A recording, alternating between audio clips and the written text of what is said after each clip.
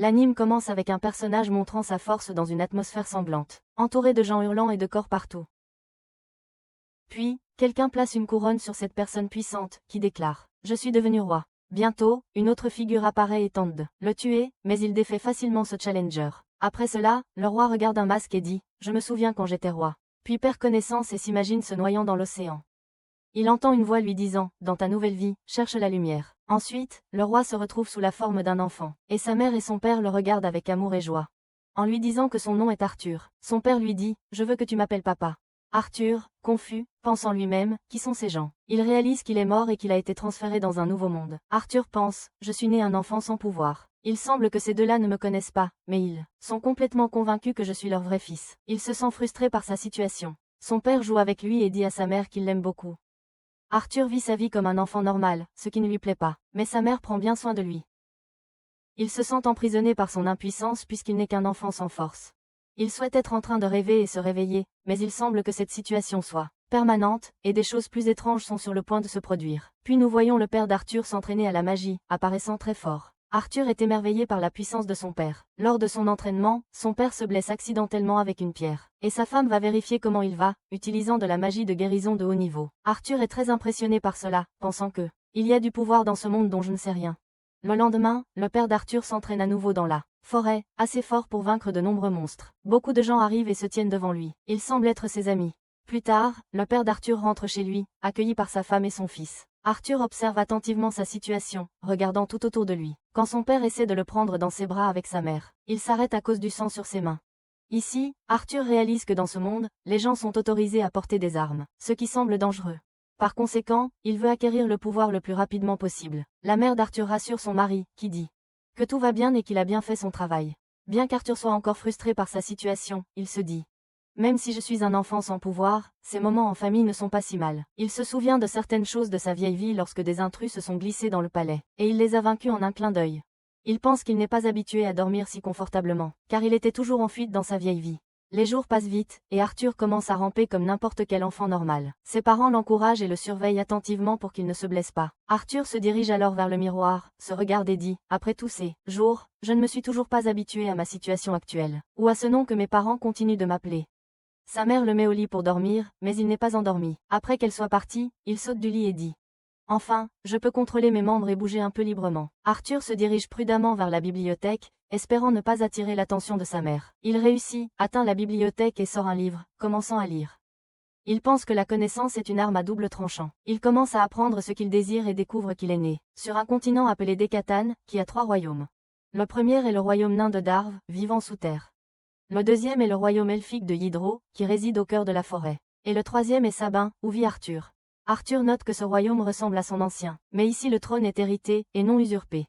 Ensuite, Arthur passe à un autre livre, le sort, pour le lire, et laisse tomber les 2 volumes par terre. Il note que ce monde n'est pas aussi avancé que le sien, et que ce livre reflète leur technologie relativement primitive. Il apprend que ce monde a de la magie, et que le pouvoir présent ici est le mana, qui est principalement héréditaire. Il semble y avoir 2 applications pour invoquer le mana, l'amélioration et l'invocation. Les améliorateurs utilisent le mana pour renforcer leur force physique et fournir un pouvoir incroyable, ainsi que de la défense et de l'agilité, tandis que les invocateurs peuvent invoquer le mana et le contrôler comme ils le souhaitent. Arthur commença à penser à la magie que sa mère utilisait pour guérir son père. Et il commença à dire, il semble qu'il y ait des exceptions, mais cela n'a pas d'importance. L'important est que la clé pour contrôler le mana est l'essence même du mana. De plus, la plupart des mages exploitent leurs capacités et commencent à les utiliser dès le début de la puberté jusqu'à la fin de l'adolescence en rassemblant l'essence dans leur corps en un seul point, appelé l'essence du mana. Maîtriser le contrôle de l'essence du mana permet à une personne de devenir un mage. J'ai un certain bagage dans le contrôle d'un pouvoir similaire à celui-ci de ma vie antérieure, car j'ai pu contrôler la clé qui représente la conscience de la force intérieure d'une personne, et la gérer avant de la libérer. Puis il commença à réfléchir et se demanda, les connaissances que j'ai de mon passé, la vie sert-elle d'arme dans cette vie et ce monde? Il commença à se concentrer et à essayer de contrôler l'essence du mana, et il semblait qu'il était en effet capable de le faire. Cependant, sa mère l'interrompit en disant, tu m'as fait m'inquiéter pour toi. Ne refais plus ça. Elle le regarda alors avec surprise, pensant avoir découvert quelque chose. Mais elle lui dit, il semble que tu excelles. Arthur répondit, quelle honte. Sa mère l'emmena ensuite pour lui changer sa couche, et il pensa en lui-même, ce corps est toujours une prison. Je dois gagner en force et mieux me contrôler. Après 2 ans, la mère d'Arthur écrivait son journal quotidien et a commencé à faire l'éloge de son fils, disant qu'il était l'enfant le plus beau et le plus intelligent du monde. Mais il y avait un problème, il n'avait jamais souri depuis sa naissance.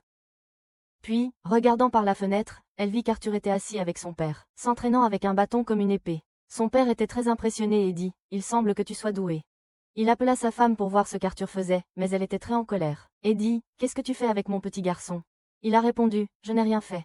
Je lui montrais juste comment utiliser l'épée. » Elle l'a réprimandé en disant « Comment peux-tu faire ça ?» Il a juste commencé à marcher. Arthur a pensé « Il semble que j'ai compris comment les choses fonctionnent dans ce monde. On dirait que ce monde entier fonctionne sous le contrôle d'une mère. » Plus tard, en route vers la ville, Arthur criait de joie, pensant que sa visite à la ville lui avait fourni beaucoup d'informations. Il a dit que l'utilisation des armes lui permettrait de contrôler une certaine technologie et le pouvoir de ce monde. Il a aussi découvert des pierres qu'il voyait pour la première fois, qui n'existaient pas dans son monde, et il a eu des occasions incroyables de voir de la magie. Sa visite dans cette ville a été vraiment fructueuse. Plus tard, ils étaient en route vers la maison, et Arthur s'est endormi d'épuisement. Il pensait, cette famille a pris soin de tous mes besoins. Même si cette vie m'étouffe, elle n'est pas entièrement mauvaise.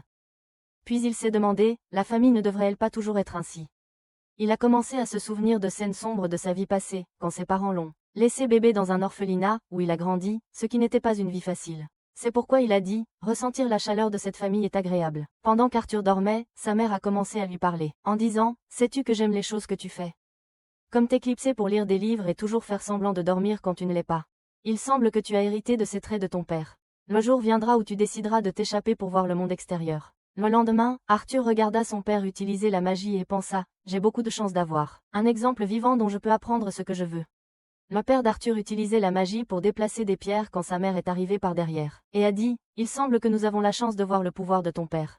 En effet, son père a utilisé un sort très puissant qui a laissé Arthur émerveillé, et il pensa, il semble que mon père soit du type amélioration. Plus tard, le père d'Arthur l'emmena se coucher, mais il ne voulait pas. Il voulait lire un livre. Sa mère refusa, mais il la regarda avec des yeux innocents jusqu'à ce qu'elle le laisse faire ce qu'il voulait. Elle résista au début, mais finit par céder à ses désirs et le laissa lire le livre. Pendant ce temps, Arthur dit que durant ces 2 années, il découvrit beaucoup de choses, mais la plus importante fut de découvrir sa capacité à produire des manacores, rassemblant toutes les parties d'essence dans son corps pour se concentrer en un point. Apprendre cela fut très difficile, mais il semble que mon entraînement ait enfin porté ses fruits. Pendant ce temps, le père d'Arthur était dehors en train de se reposer quand, soudain une énorme explosion a eu lieu dans la maison. Le père d'Arthur a pu sauver sa mère, et quand il a réalisé ce qui s'était passé, il était très inquiet pour Arthur. Il s'est précipité chez lui pour vérifier leur fils et a réussi à le trouver, choqué par ce qu'il voyait. Il a pensé, mon fils n'a même pas encore 3 ans, mais il a réussi à contrôler l'essence de la manne. Arthur était très heureux de ses progrès, mais tout à coup, des poutres en bois sont tombées et il a pensé qu'il allait mourir. Cependant, ses parents l'ont sauvé à la dernière minute. Arthur a pensé, j'ai une famille qui m'aime, faisant tout pour s'assurer que je sois en sécurité. La mère d'Arthur a commencé à pleurer, touchée par ce qui s'était passé, mais elle était aussi très heureuse que son fils aille bien.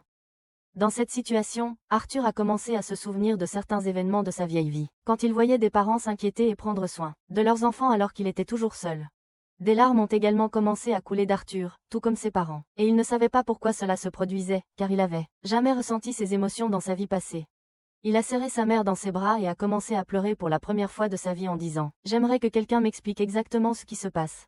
Après ces événements dramatiques, un monstre dangereux est apparu, et il semble que des choses sérieuses et passionnantes soient sur le point d'arriver. Nous voyons Ars se remémorer certains événements de sa vie passée, où quelqu'un a essayé de l'assassiner et les gardes ont attrapé la personne. Il devait être condamné à mort, mais le conseil a fait preuve de clémence, et lui ainsi que sa famille, qui partagerait son crime, devaient être déportés dans leur pays natal pour attendre le jugement final. Mais l'homme a demandé au conseil de faire preuve de clémence à sa famille parce que le crime était le sien seul. C'était lui qui avait essayé de nuire au roi. Il les suppliait d'épargner sa famille parce que retourner dans leur pays d'origine était comme une condamnation à mort. Alors, il voulait qu'il ne déporte que lui et laisse sa famille. Mais le conseil lui dit qu'il avait commis un péché impardonnable parce que le roi est la lumière qui illumine ce royaume, et il ne se soucierait pas des absurdités qu'il disait. La sentence avait été prononcée et ne serait pas changée. L'homme continuait de supplier le roi d'épargner sa famille, mais dans un moment choquant, le roi a exécuté la femme et le fils de l'homme juste, devant ses yeux, le laissant choqué et sans voix. Enfin, il dit au roi, « Merci, votre majesté, de les avoir libérés de leur souffrance. » Après cela, nous sommes passés au présent, où Arthur et son père se préparaient à s'entraîner.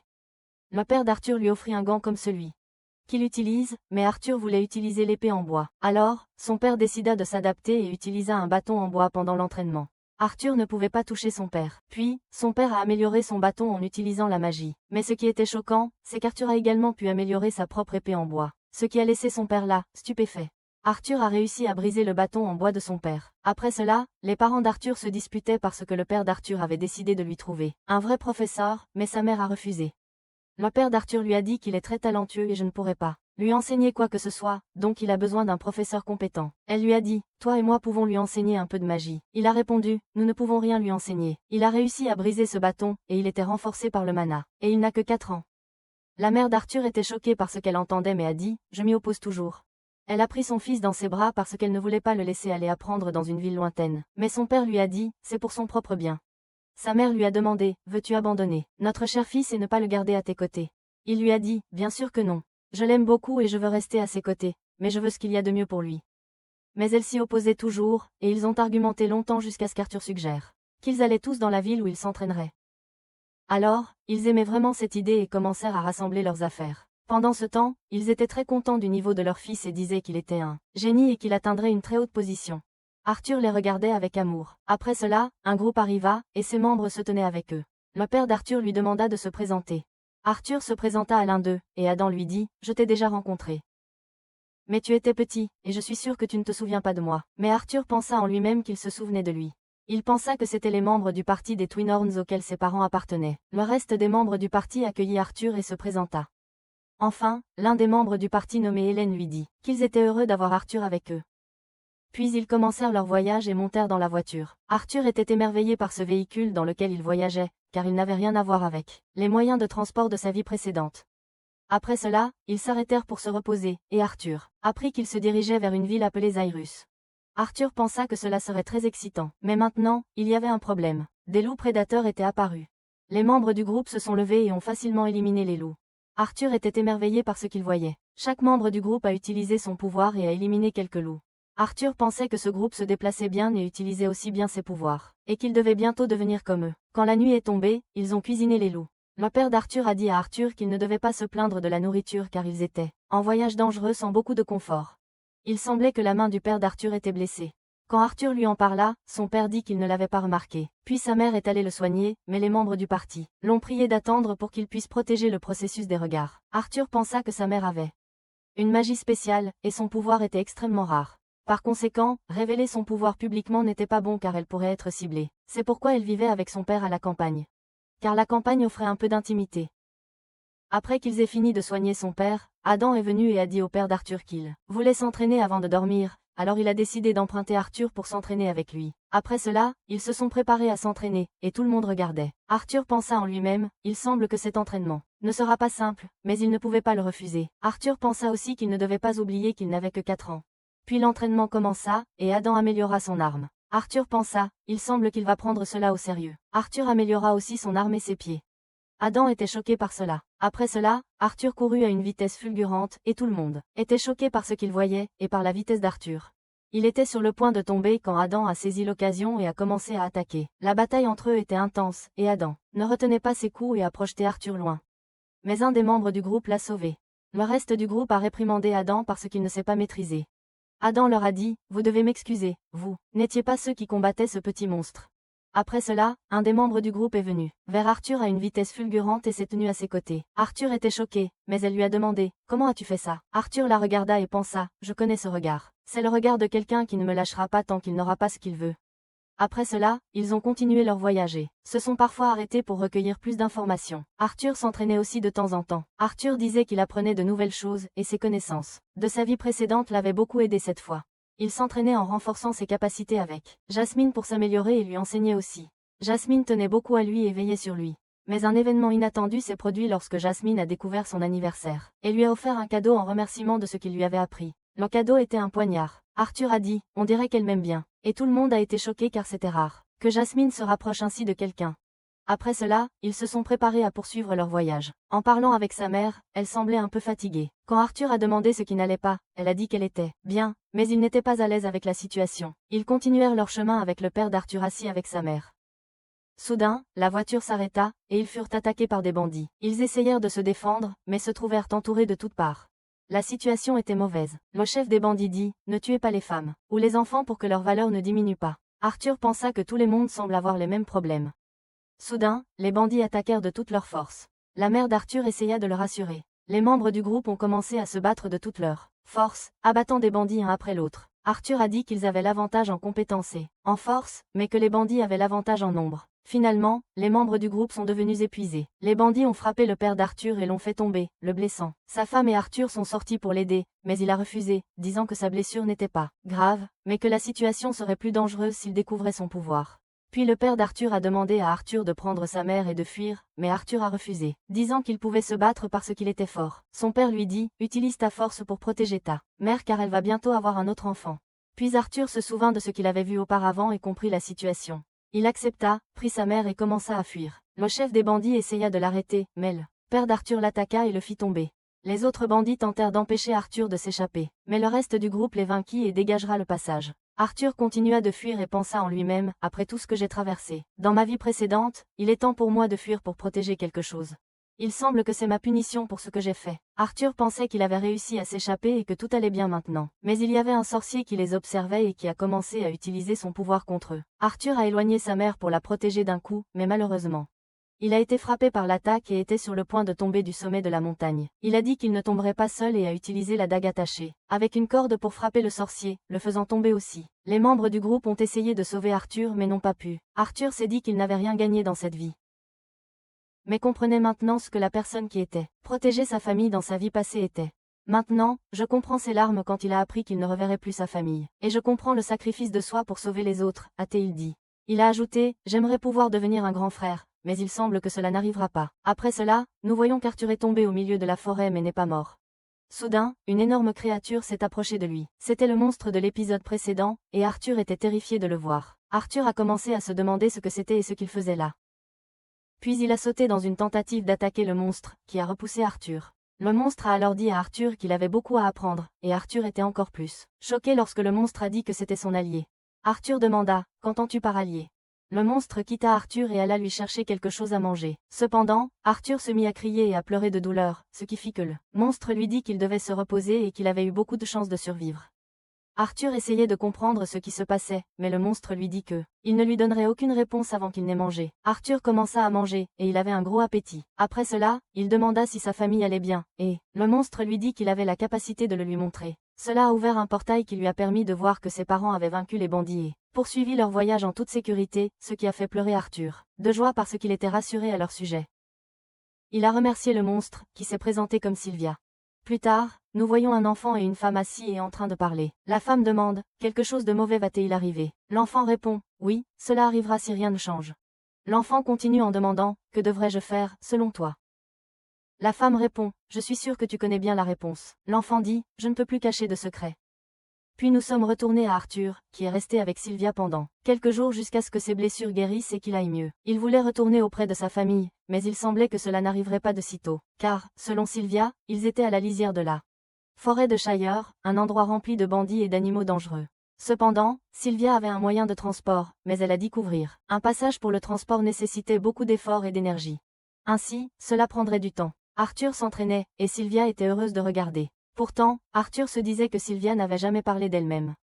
Et son apparence l'emplit de peur, même si elle semblait gentille et douce. Après cela, Arthur s'assit et activa le cœur de Mana, ce qui fit dire à Sylvia, « Tu as un cœur à ton âge. C'est bien, mais peux-tu faire ça ?» Elle utilisa de la magie et rassembla de l'énergie dans sa main, laissant Arthur stupéfait. Sylvia demanda à Arthur, « Sais-tu ce que je fais ?» Il répondit, « Oui, tu utilises de la magie tout en activant le cœur de Mana. » Arthur était choqué, pensant en lui-même que il n'avait aucune idée qu'une telle chose était possible. C'était comme alimenter un avion pendant qu'il volait. Sylvia expliqua que les humains ont certaines idées sur le sens, et à cause de ces idées mélangées, ils ne peuvent pas combiner le mana et utiliser la magie en même temps. Cependant, chez d'autres êtres, cela arrivait fréquemment, comme les monstres de mana, qui le font facilement. Puis Sylvia demanda à Arthur s'il voulait apprendre cela. Il répondit oui, et elle lui dit que cette compétence le rendrait plus fort. Elle demanda alors, « Que feras-tu quand tu seras plus fort ?» Arthur commença à penser au moment où lui et sa famille avaient été vaincus, puis dit avec un regard de colère, « Je vais éliminer tous les ennemis. » Sylvia le gifla alors et le repoussa, le laissant sonner. Il lui a demandé, « Pourquoi as-tu fait ça ?» Elle a répondu, « Parce que je ne vais pas enseigner à quelqu'un avec une telle mentalité. » Il a dit, « Qu'est-ce qui ne va pas avec ça? C'est naturel d'éliminer les ennemis. » Il pensa que c'était ce qu'il faisait dans sa vie passée jusqu'à ce qu'il devienne le roi le plus fort.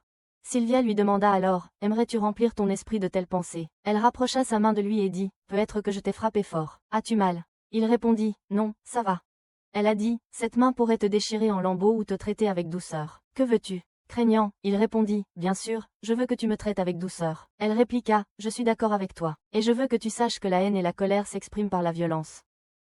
Ce qui peut sembler agréable pour une personne. Mais malheureusement, au final, la haine restera seule. Puis elle posa sa main sur lui et dit, je veux que tu aies apostrophe. Utilise pas la vie que tu as sauvée pour des choses comme la haine et la violence. Arthur se souvint de certains événements de son ancienne vie, pensant en lui-même que pour un instant, il sentit que Sylvia connaissait tout de lui, de sa vie passée. Mais bien sûr, c'était impossible. Puis Sylvia répéta sa question, demandant, que feras-tu, Arthur, quand tu deviendras plus fort? Il répondit, je protégerai toutes les personnes qui comptent pour moi. Elle dit, c'est une bonne réponse. Ensuite, nous passons à la forêt où nous voyons un autre monstre disant, on dirait que tu es proche. Tu ne peux plus longtemps te cacher de moi, Sylvia. Puis il s'envole après avoir vaincu un dragon. Nous voyons Arthur se souvenir de certains événements de sa vie passée lorsqu'il allait rencontrer un membre du Parlement qui l'accueillait en disant, bienvenue, votre majesté. Arthur pensa en lui-même, je suis un roi en non seulement. Tout est entre les mains du Parlement. Tout dans le royaume s'était effondré, et le rôle du roi n'était que de faire la guerre, comme s'il était un de tuerie et de destruction. Le membre du Parlement loua le roi en disant, vous avez apporté richesse et gloire à notre peuple grâce à vos nombreuses victoires.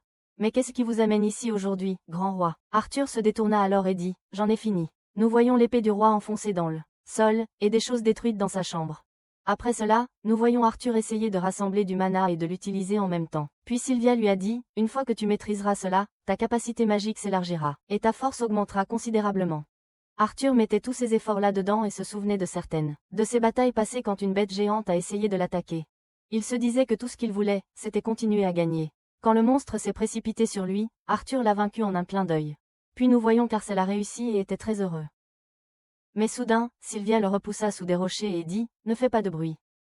Arcel essaya de voir ce qui se passait et découvrit qu'un autre monstre avait atteint Sylvia. Il se demanda qui c'était. Sylvia se demandait comment la bête l'avait trouvé, et elle dit, je t'ai trouvé par l'odeur du sang, lui demandant de venir avec elle. Mais Sylvia refusa. Le monstre l'attaqua alors sans pitié, et elle tomba au sol. Arthur avait peur pour elle, et le monstre lui dit que si elle ne se rendait pas et ne venait pas avec lui, sa vie serait écourtée parce que des attaques qu'elle allait déchaîner sur elle.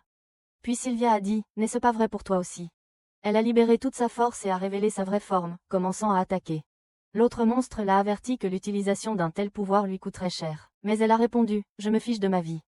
J'ai vécu heureuse et selon mes propres termes. Son attaque était très forte, mais ce n'était pas suffisant pour vaincre le monstre, qui a riposté et a blessé Sylvia plusieurs fois. Cependant, tout ce qui importait à Arthur, c'était d'empêcher Sylvia d'être blessée. Soudain, alors que le monstre chargeait à nouveau, le temps s'est arrêté, et seuls Arthur et Sylvia pouvaient voir ce qui se passait.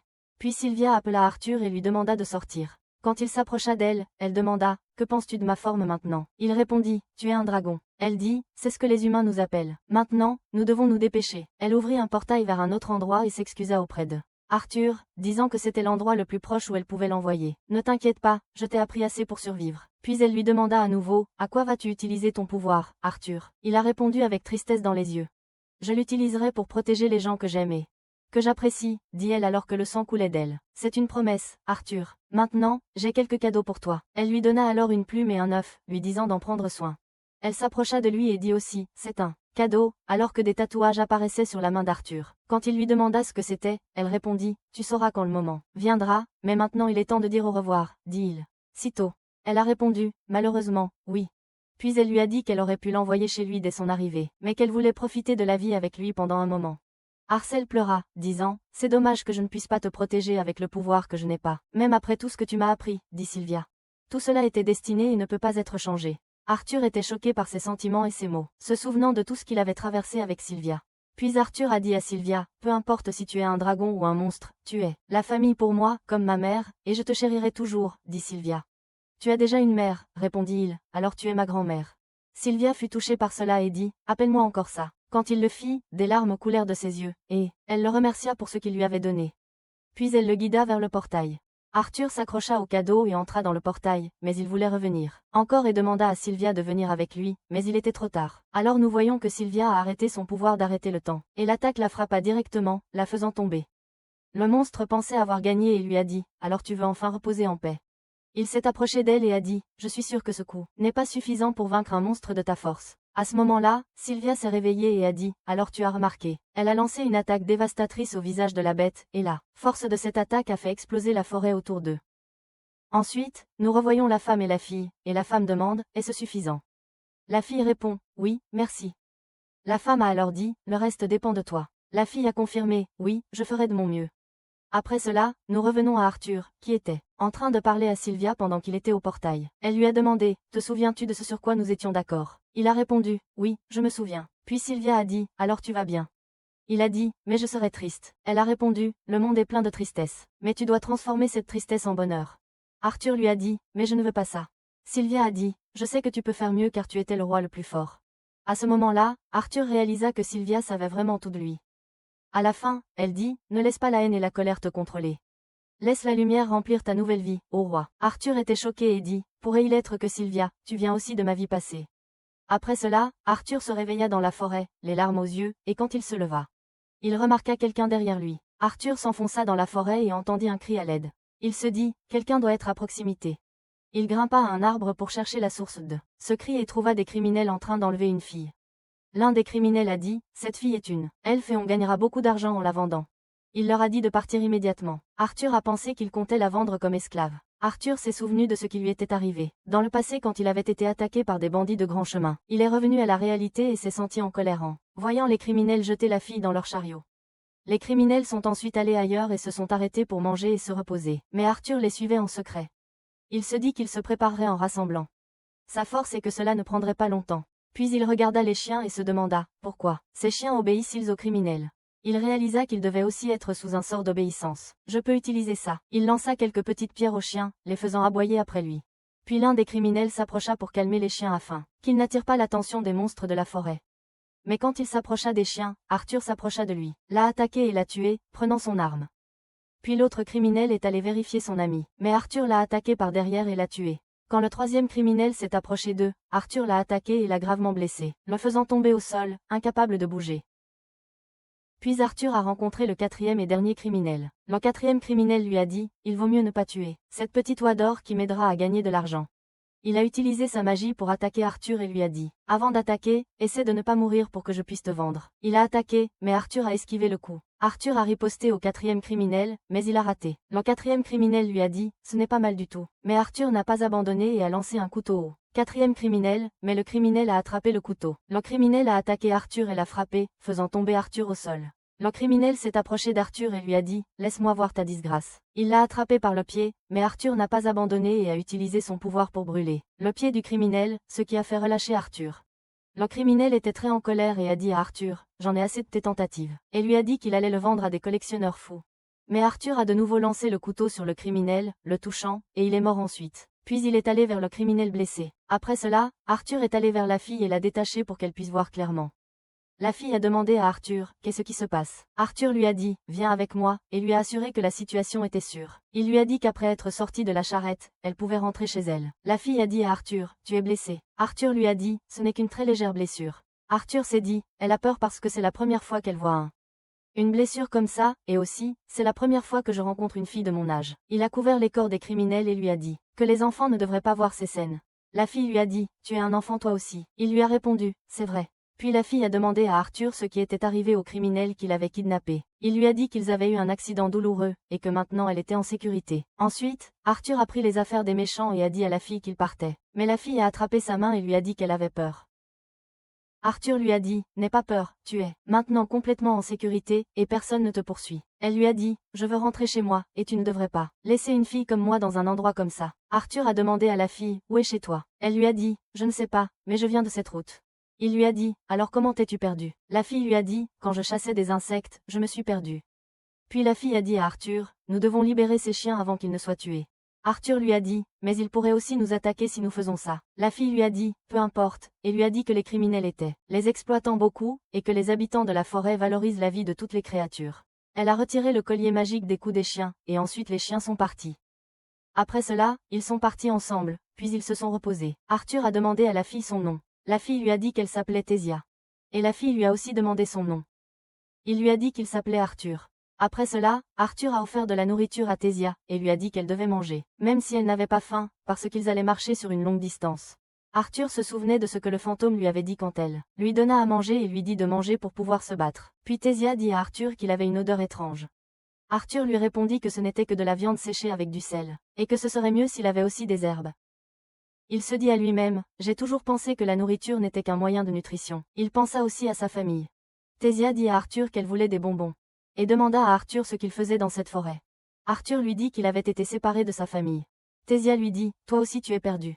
Arthur a demandé à Tésia quelle était la situation dans le pays des elfes. Tésia lui a dit qu'à la ville d'Elénoir, l'endroit était amusant et lui a raconté que ses parents étaient très occupés, alors elle passe beaucoup de temps avec son grand-père et ceux qui s'occupent d'elle. Après cela, ils se sont de nouveau déplacés. Ensuite, Arthur a grimpé à un arbre pour mieux voir dans toutes les directions.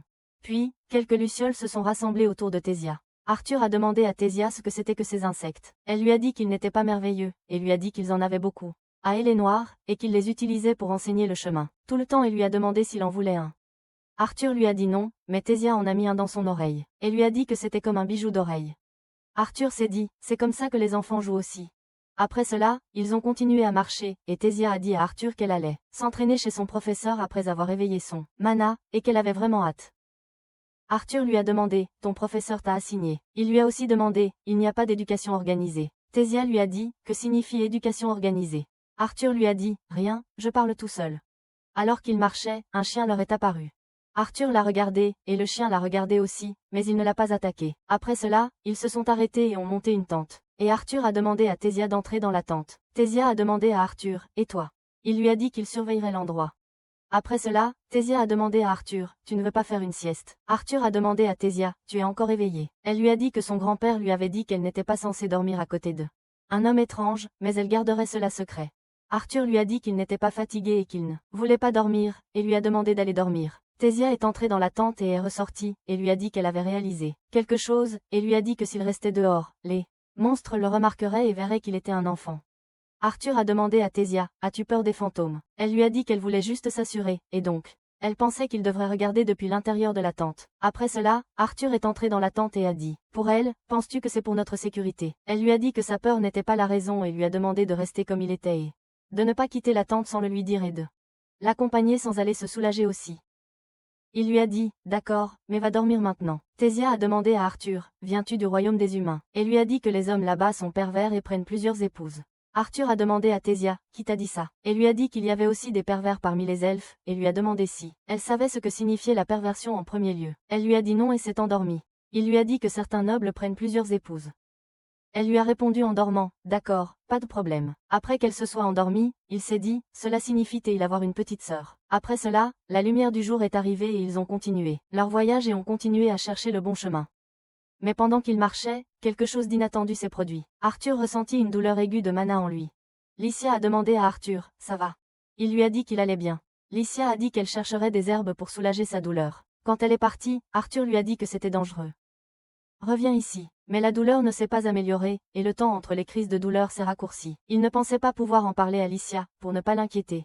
Puis, un chien de la forêt s'est approché d'eux, portant de la nourriture dans sa bouche. De l'autre côté, Lycia est arrivée, et Arthur lui a demandé de rester à l'écart. Mais le chien a laissé la nourriture pour eux et est parti. Arthur a été surpris par le comportement du chien. Il a demandé à Lycia, que se passe-t-il? Elle a dit, ça nous donne de la nourriture. Arthur a demandé, pourquoi? Lycia a répondu, parce que nous l'avons bien traité. Puis la nuit est tombée, et ils ont préparé la nourriture que le chien leur avait laissée. Lycia a dit à Arthur qu'elle n'avait trouvé aucune herbe mais avait trouvé des champignons. Elle a dit qu'ils étaient très nutritifs et étaient mangés par les femmes Elinor. Après cela, ils sont retournés ensemble à la tente. Lycia a dit qu'ils lisaient toujours des histoires au coucher, comme des histoires sur le royaume humain, et aussi sur les nains, ce qui lui donnait très envie de leur rendre visite.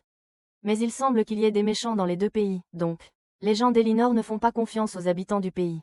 Arthur a demandé, tu écoutes à la dérobée. Mais Arthur s'était déjà endormi. Lycia le couvrit d'une couverture et dit, je pense que je suis la plus mature ce soir. Après cela, ils continuèrent à marcher ensemble. Lycia s'excusa, et Arthur lui dit que ce n'était pas grave. Nous y sommes presque, n'est-ce pas? Lycia dit à Arthur, comme nous sommes proches, ça va si je t'appelle Art. Comme des amis, non, il dit que ça allait. Elle a demandé, c'est tout ce que tu as. Il lui a dit, une personne sans valeur comme moi ne mérite pas cette grande bonté. Dame Lycia.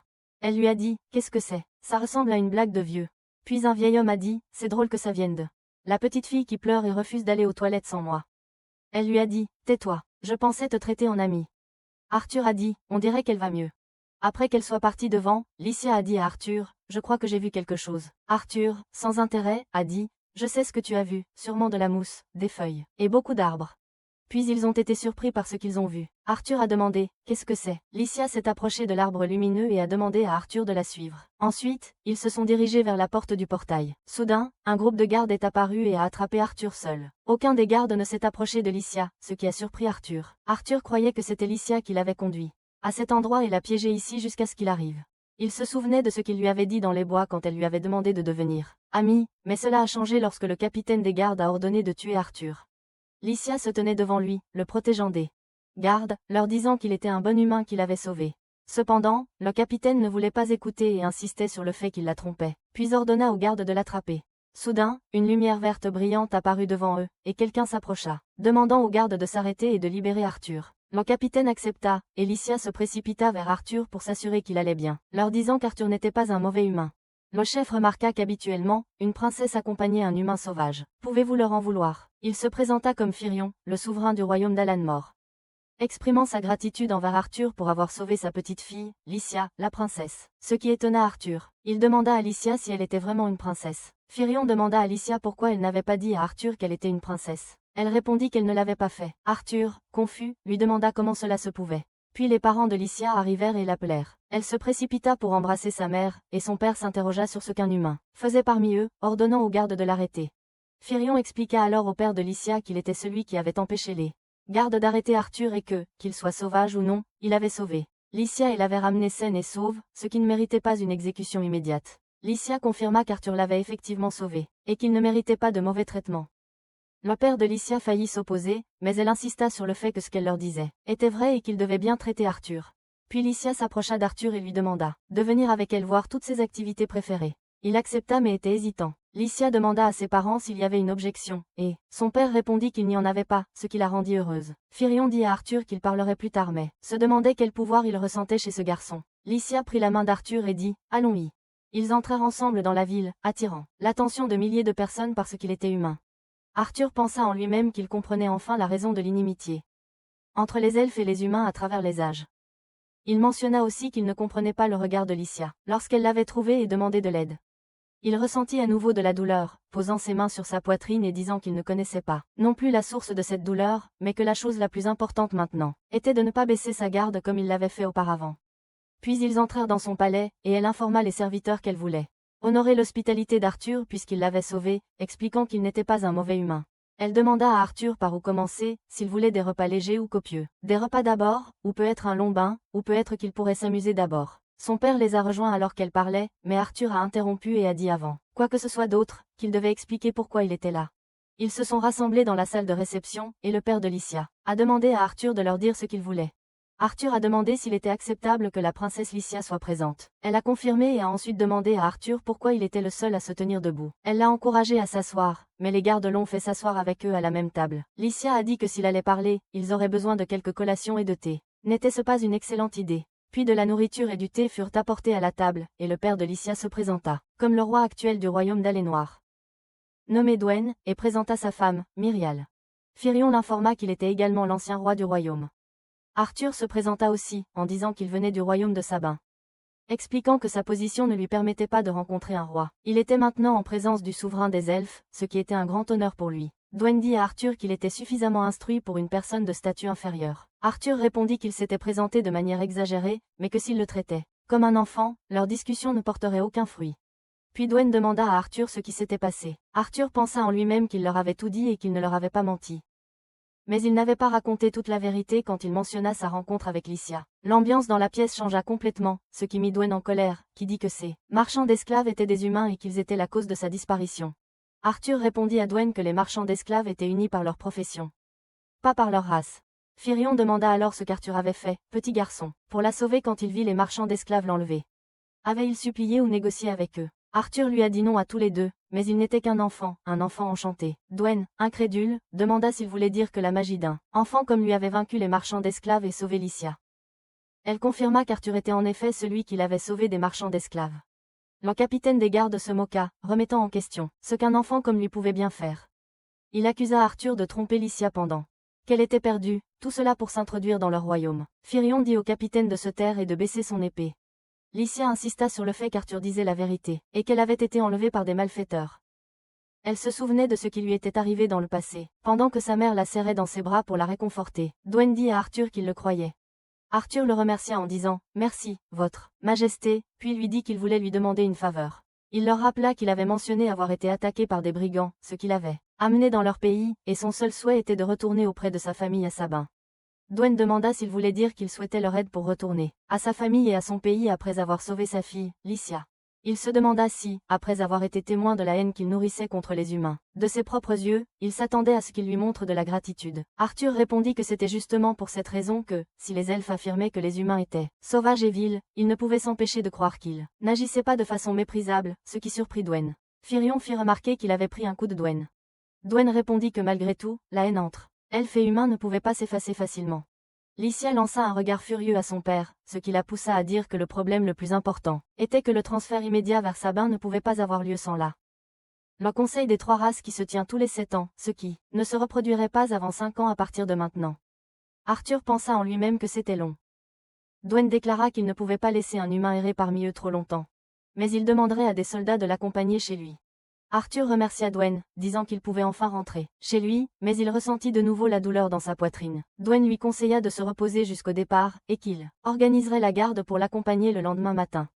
Ensuite, Arthur alla prendre un bain, et la douleur s'intensifia. Il se demandait ce qu'il devait faire, envisageant de demander de l'aide à Sylvia. Plus tard, Arthur alla sur le balcon de sa chambre la nuit, se disant que la brise apaisait la douleur, et qu'il devait découvrir ce qui causait ces crises. Il leva les yeux et vit Lycia avec ses parents, se demandant ce qui arrivait à Reynolds maintenant, et s'il allait bien. Il ne croyait pas qu'il mourrait facilement, se rassurant qu'ils avaient dû s'échapper sains et saufs. Il lui manquait beaucoup et il se demandait si, lorsqu'ils seraient réunis, il lui sourirait comme les parents de Lycia le faisaient avec elle. C'était agréable d'accueillir quelqu'un et de lui sourire chaleureusement. Puis Lycia s'approcha d'Arthur, lui demandant s'il avait pris trop de temps à ses parents.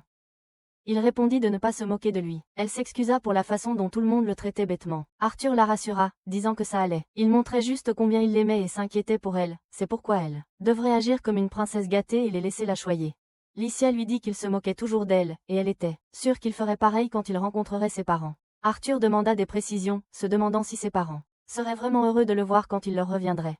Il lui a dit que les hors-la-loi les avaient attaqués et leur avaient causé beaucoup de problèmes et a demandé s'il allait vraiment lui manquer. Pour lui-même, il pensait qu'une personne comme lui ne pouvait pas protéger sa famille. Lycia prit Arthur par la tête et lui dit que ses parents lui manquaient définitivement, qu'ils étaient très tristes, et qu'elle aussi était triste de se séparer avant de partir, alors qu'ils n'étaient même pas encore partis. Soudain, un groupe de fleurs lumineuses flotta dans les airs, et Arthur imagina sa mère et son père l'appelant.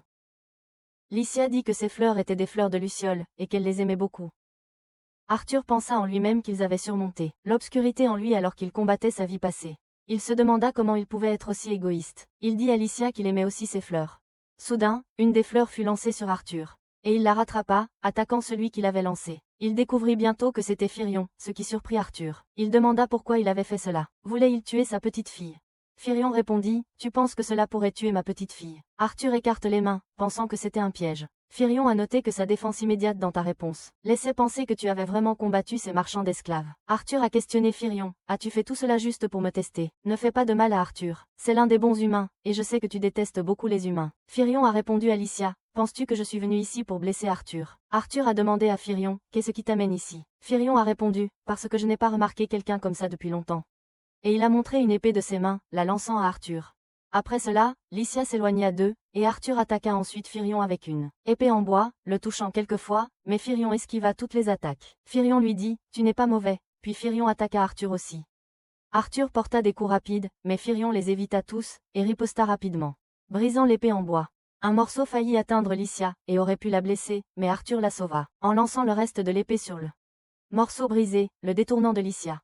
Après cela, Arthur utilisa sa magie pour attaquer Firion, mais Firion bloqua cette attaque aussi et repoussa Arthur. Cependant, Arthur n'a pas abandonné et a attaqué Firion à nouveau, le frappant à la tête. Firion a dit à Arthur, « Je ne m'attendais pas à ce que tu surmontes. » Il lui a dit, « Allez, commençons le deuxième round. » Mais Lycia a arrêté son grand-père Firion et a dit, « Tu dois te retenir de faire ça. » Firion a répondu, « Si j'avais fait ça, ce serait lui qui m'aurait intimidé. » Arthur a dit à Firion, « Je suis heureux d'entendre que tu m'apprécies. » Firion lui a dit, « Si cela te plaît, tu deviendras mon élève. » Cela a beaucoup surpris Arthur, et Firion lui a demandé, « Que penses-tu? Acceptes-tu » Arthur répondit, « Tu es sérieux ?» Firion dit, « Je n'ai pas fait cette offre en plaisantant. » Arthur répondit, « Je comprends ça, mais ils ne savent pas que je suis vivant. C'est quand même un peu exagéré. » Firion émit l'hypothèse, « Supposons qu'il y ait un moyen de dire à tes parents que tu vas bien. » Arthur répondit, « C'est vraiment vrai. » Puis il ressentit une douleur aiguë et Firion dit, « Comme, je m'y attendais, tu as hérité de la volonté d'une bête. » Firion s'approcha de lui et dit, « Tu deviendras mon élève car si tu n'es pas mon élève, tu rencontreras ta fin. » Arthur rêvait d'un cauchemar à cause de la douleur intense qu'il ressentait. Et puis un monstre est sorti du corps d'Arthur, qui était la cause de sa douleur. Il se demanda, « Est-ce cela qui m'a fait ressentir la douleur ?» Après cela, Licia réveilla Arthur et lui dit qu'il était tard, qu'il était temps de se lever. Arthur lui dit qu'il voulait 5 minutes de plus et la compara à un monstre de cauchemar, ce qui mit Licia très en colère. Elle demanda à Arthur, « Qui tu appelles un monstre de cauchemar ?» Puis elle dit, « Allez, réveille-toi » et lui dit que son grand-père l'attendait. Elle le tira du lit et lui dit que ses cheveux étaient en désordre. Arthur lui a dit, « Il y a 1 minute, tu étais comme Méduse, ce qui l'a mise en colère. » Puis Licia a demandé à Arthur, « Vas-tu vraiment rester avec nous ?» Il lui a répondu, « Je n'en suis pas sûre, mais je vais décider à mon retour de mon voyage, princesse. » Licia a pincé Arthur et lui a dit de ne plus l'appeler princesse et de l'appeler simplement Licia. Elle lui a demandé de changer rapidement de vêtements. Puis la scène change pour Férion et les parents de Licia. Alduin a dit à Férion, « Ce n'est pas dans nos lois que des humains vivent parmi nous. Pourquoi insistes-tu là-dessus ?» Férion lui a dit, « J'admire ce garçon. Rien de plus. » Puis Licia s'est approchée d'Alduin et lui a dit qu'Arthur lui avait sauvé la vie. Alduin lui a dit qu'il lui en était reconnaissant. Mais lui a dit que ce n'était pas son affaire. Puis Férion a demandé à Arthur et Licia de monter avec lui, et ils ont commencé à avancer dans leur voiture. Arthur a demandé à Férion, « Quand atteindrons-nous la maison de ton ami mystérieux, grand-père ?» Férion a dit, « Tu sembles détendu en m'appelant grand-père. » Arthur lui a dit, « Je devrais peut-être ajuster mon comportement à nouveau en fonction de la situation. » Férion lui a dit, « Je réaliserai tes souhaits. » Puis Licia s'est endormie sur l'épaule d'Arthur, et Férion a dit qu'elle s'était réveillée tôt et voulait savoir ce qui allait lui arriver aujourd'hui. Il lui a dit que Licia avait vécu une vie isolée à cause de sa position de héritière du trône, et que des amis superficiels, enfants et adultes, l'avaient brisée. Elle n'était pas habituée à se rapprocher de qui que ce soit à cause de cela et n'ouvrait son cœur à personne. Mais elle souriait spontanément quand elle était avec lui, et il ne l'avait pas vue sourire comme ça depuis longtemps.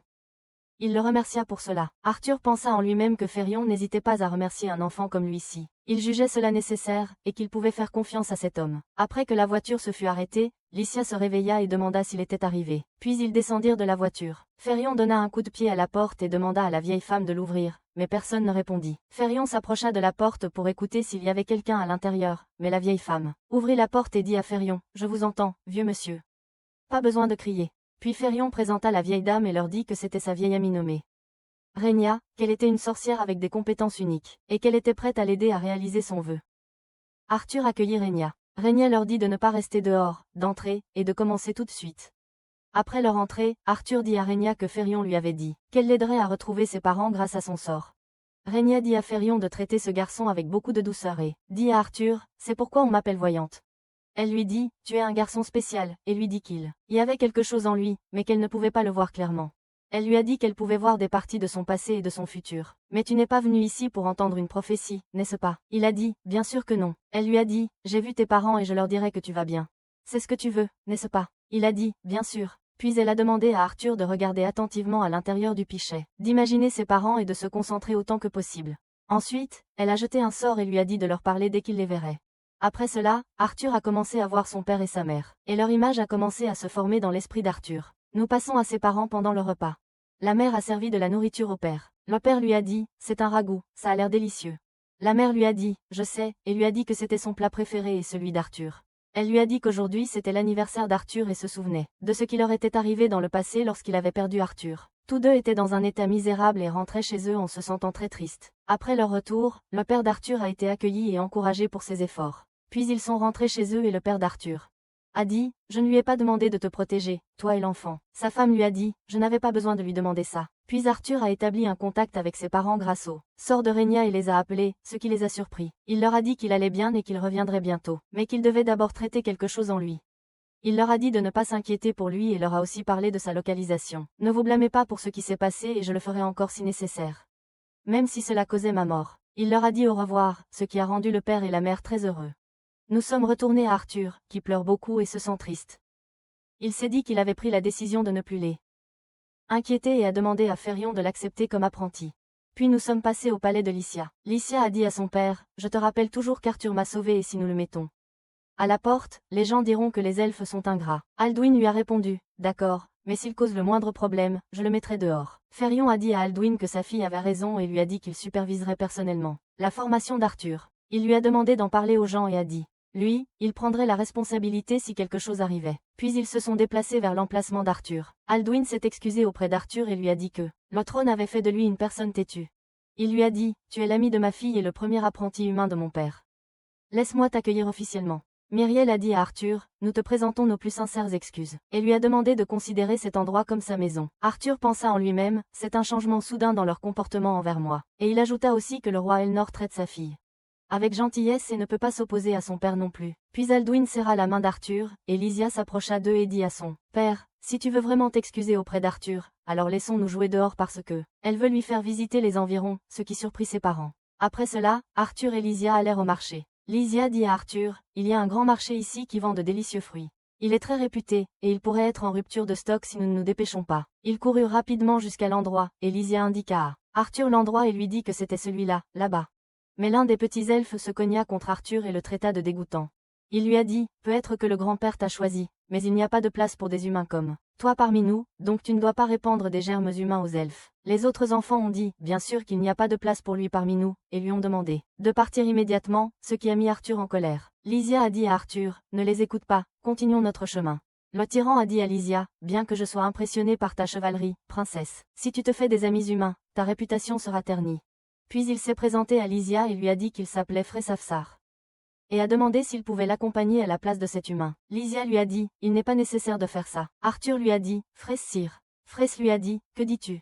Et se sentit en colère. Il lui a dit que c'était Afsar, pas Sir. Tu es ignorant. Arthur lui a dit, je suis en effet ignorant et je ne savais pas que j'étais en présence d'un génie comme toi. Laisse-moi te montrer le respect qui t'est dû, et je ferai attention à cela à partir de maintenant. Ils partirent, mais Fress leur demanda d'attendre, et dit à Arthur qu'il ne comprenait pas le sarcasme. Il lui a dit qu'il le défierait en duel pour l'honneur du nom Afsar. Lysia a dit à Fress, que penses-tu faire en défiant l'élève du maître Faerion en duel? Tu viens peut-être de la noblesse, mais tu dois réfléchir à ce que cela signifie, Fress. Fress lui a dit, je m'excuse beaucoup, mais mon père m'a appris à ne pas accepter l'insulte. Il a demandé à Arthur, acceptes-tu le duel, ou vas-tu fuir comme des singes? Je sais que ta décision reflètera aussi l'honneur de ton maître. Mais Arthur ne répondit pas et regarda autour de lui pour voir que tout le monde le fixait. Fress lui a dit, puisque tu n'as pas parlé, je pense que tu as accepté le défi. Et a demandé à Lysia de juger entre eux. Lysia a demandé à Arthur, es-tu sûr? Il lui a dit, bien sûr. Après qu'ils se soient préparés pour le défi, Lysia leur a dit de commencer. Puis Fress a attaqué Arthur, mais Arthur l'a frappé, le faisant tomber au sol. Arthur a dit, cette affaire est réglée. Lysia a dit, je savais que cela arriverait, c'est pourquoi je l'ai averti. Après cela, Lysia a attrapé Arthur et lui a demandé de fuir immédiatement, et ils ont couru à nouveau. Arthur s'est dit qu'il était fasciné par cette princesse. Rien de plus. Puis ils ont acheté des bonbons et sont allés au magasin. Il a acheté quelque chose, mais le propriétaire du magasin s'y est opposé. Cependant, quand il a vu Lysia, il a accepté de lui vendre. Puis ils se sont déplacés dans son bureau et ont lu. Après cela, ils sont allés à leur palais. Lysia a demandé à Arthur, ta formation commence-t-elle aujourd'hui? Il lui a dit, bien sûr. Elle a demandé, attends-tu cela avec impatience? Il a dit, je pense que oui. Lysia a demandé à Arthur, est-ce qu'il y a un problème? Arthur lui a dit, il n'y a rien de mal. Puis Arthur se souvint de ce que Férion lui avait dit, que son entraînement n'était pas pour les faibles et était comme apprivoiser des bêtes en les plongeant dans un pot bouillant. Il lui avait dit, tu as choisi de rester dans ce pays étranger sans le soutien de ta famille. La vie quotidienne exigera de la persévérance de ta part. Mais si tu endures cela, tu gagneras beaucoup. Alors je te le redemande, es-tu prêt? Il lui a dit, bien sûr. Férion lui a dit, ne t'inquiète pas pour la douleur venant de ton manacor. Puis il est revenu au présent et a dit à Lysia qu'il avait vraiment hâte de cela et qu'il était très difficile d'atteindre ce stade d'entraînement avec sa famille et de mener de nombreuses batailles. Tout cela était excitant car j'ai choisi mon avenir moi-même. Lysia lui a dit, tu as raison, je ferai aussi de mon mieux. Arthur a demandé à Lysia, dans quoi feras-tu de ton mieux? Elle lui a dit, dans tout et je travaillerai aussi dur que je peux. Après cela, Arthur est allé au lieu d'entraînement avec Férion. Férion lui a dit, commençons l'entraînement. Arthur pensa en lui-même, le temps semble passer vite dans ce monde. Ma force a augmenté, mais le chemin n'a pas été exempt d'épreuves. Les choses seront plus difficiles, mais je vais me concentrer sur la porte devant moi. Après 3 ans, Lysia alla réveiller Arthur. de son sommeil, mais elle avait encore du mal avec lui. Elle utilisa sa magie pour le réveiller, ce qui causa à Arthur de la douleur. Il lui dit, tu utilises du mana, ne peux-tu pas agir plus doucement? Elle lui répondit, j'ai essayé de faire cela avec toi au début, mais tu ne te réveillais pas. Arthur et Lyria sortirent et regardèrent les parents de Lyria alors qu'ils partaient pour une réunion à l'étranger. Lyria prépara de la nourriture pour Arthur et la lui servit. Alors qu'Arthur commençait à manger, il fit une grimace sarcastique qui agaça Lyria. Puis, ils se rendirent à l'ère d'entraînement, qui avait déjà commencé. Sans échauffement, à cause de l'irritation de Lyria envers Arthur. Varian regardait l'entraînement entre Lyria et Arthur, qui étaient désarmés, en guise de préparation à l'entraînement aux armes. Il leur lança ensuite des armes en bois, et Arthur et Lyria se firent une promesse. Varian les regarda et pensa qu'ils étaient prêts pour l'étape suivante. Mais la fatigue apparut sur eux après l'entraînement. Varian commença à expliquer à Arthur les éléments de la magie, affirmant que la magie se compose de 4 éléments, l'eau, le vent et la terre. Chaque type d'être peut utiliser un ou deux de ces éléments, selon sa race. Les elfes sont spécialisés dans le vent, l'eau et le feu, les nains dans la terre et le feu, tandis que les humains ont démontré la capacité à utiliser tous les éléments, ce qui a surpris Arthur. Varian a précisé que chaque humain a des affinités individuelles, et qu'un individu peut maîtriser un élément et, dans de rares cas, plusieurs éléments. Cependant, ces individus sont considérés comme des exceptions. Lyria se réveilla et demanda à Arthur pourquoi il n'avait pas utilisé sa magie pendant leur entraînement physique comme elle l'avait fait. Varian lui expliqua qu'Arthur avait une faiblesse. La volonté d'une bête était cachée au plus profond de lui, ce qui a conduit Arthur à ressentir de la douleur à nouveau et à se souvenir du dragon. Cette fois, la cause était la volonté de la bête, qui perturbait l'équilibre entre son corps et son noyau de mana. Varian lui a dit que c'était la première fois que son mana était en harmonie avec son corps. Lyria regardait Arthur d'une manière qui le mettait mal à l'aise parce qu'elle pensait qu'il faisait semblant d'avoir mal quand elle lui portait quelques coups. Arthur se souvenait que les elfes éveillent leur mana à l'âge de 10 ans, et que celui qui l'éveille est considéré comme talentueux, mais étonnamment, Lyria a éveillé le sien à l'âge de 9 ans, comme montré lors de leur entraînement. Lyria avait appris à bien se battre et était la partenaire d'Arthur depuis qu'elle avait éveillé son mana. Varian demanda à Arthur s'il avait de l'énergie supplémentaire car il allait éveiller la bête en lui. Et si cela réussissait, il ne ressentirait plus de douleur et deviendrait un véritable dompteur de bêtes, ce qui rendait Arthur heureux. Puis Varian commença à utiliser son pouvoir, et Lyria s'inquiéta pour Arthur. Cependant, Varian la rassura en disant qu'Arthur ne ressentirait qu'un peu de chaleur, ce qui n'était pas alarmant. Lorsque Varian posa ses mains sur Arthur et commença à éveiller la bête, une immense force jaillit du corps d'Arthur, projetant Varian et Lyria au loin. Après cela, Arthur s'est effondré au sol, inconscient, ce qui a conduit à l'étonnement de Varian, et à l'inquiétude de Lyria qui s'est approchée de lui pour vérifier son état. Varian était sous le choc et ne savait pas ce qui s'était passé. Ils sont ensuite rentrés chez eux, et une fois qu'Arthur a repris connaissance, Varian lui a demandé à propos de l'énergie en lui. Arthur l'a informé que cela venait d'un dragon, ce qui a étonné Varian. Au départ, il ne pouvait pas croire ce qu'il voyait mais en était maintenant sûr. Varian a dit à Arthur de ne le dire à personne pour éviter tout conflit indésirable avec la volonté du dragon. Arthur a compris cela et s'est senti heureux de l'inquiétude de Varian pour lui. Puis Varian a surpris Arthur en disant qu'il partirait dans 4 mois. Ce qui a choqué Arthur, car il pensait que Varian partirait dans 2 ans. C'était parce que les 3 royaumes auraient un échange culturel pour connecter leur jeunesse, et pendant ce temps, l'entrée de la ville d'Exoros serait ouverte. Arthur comprenait pourquoi les parents de Lyria étaient partis et le but de leur rencontre. Mais Varian ne comprenait pas la surprise d'Arthur. Il croyait que cet échange faciliterait à Arthur de retrouver sa famille. À nouveau, mais Arthur savait que Varian avait raison, tout en se sentant triste. Varian a ensuite demandé à Arthur de se reposer maintenant, car l'entraînement de demain serait difficile, et a mentionné que Lyria en avait entendu parler de ses parents avant lui. La nuit tomba sur Arthur alors qu'il était allongé dans son lit, son esprit occupé par les mots de Varian. Puis il entendit un bruit étrange à côté de lui, et regarda la pierre que Sylvia lui avait donnée. La pierre commença à se fissurer morceau par morceau, et Arthur fut surpris de découvrir que c'était un œuf. Un très petit dragon en émergea, ce qui rendit Arthur heureux. Il le prit et commença à jouer avec lui, et le dragon joua aussi mais un peu brutalement, mordant son bras, ce qui causa à Arthur une grande douleur, car la morsure du dragon était très douloureuse. Après cela, une marque de Sylvia apparut là où le dragon avait mordu Arthur. Le dragon commença alors à communiquer avec lui dans sa langue, mais Arthur comprit avec elle parce qu'il se connectait mentalement avec elle. Il lui dit qu'il la nommerait Sylve d'après sa mère. Ce qui la rendit heureuse car elle aimait beaucoup ce prénom. Puis Arthur regarda de nouveau la marque car elle était très significative. Plus qu'il ne l'avait imaginé. Il s'endormit, et le dragon l'accompagna. Le lendemain, Lyria vint réveiller Arthur, et quand elle lui retira la couverture, elle trouva Sylphe près d'Arthur et cria, ce qui réveilla Arthur en sursaut. Il demanda ce qui se passait, mais vit Lyria tenant Sylphe avec une grande admiration.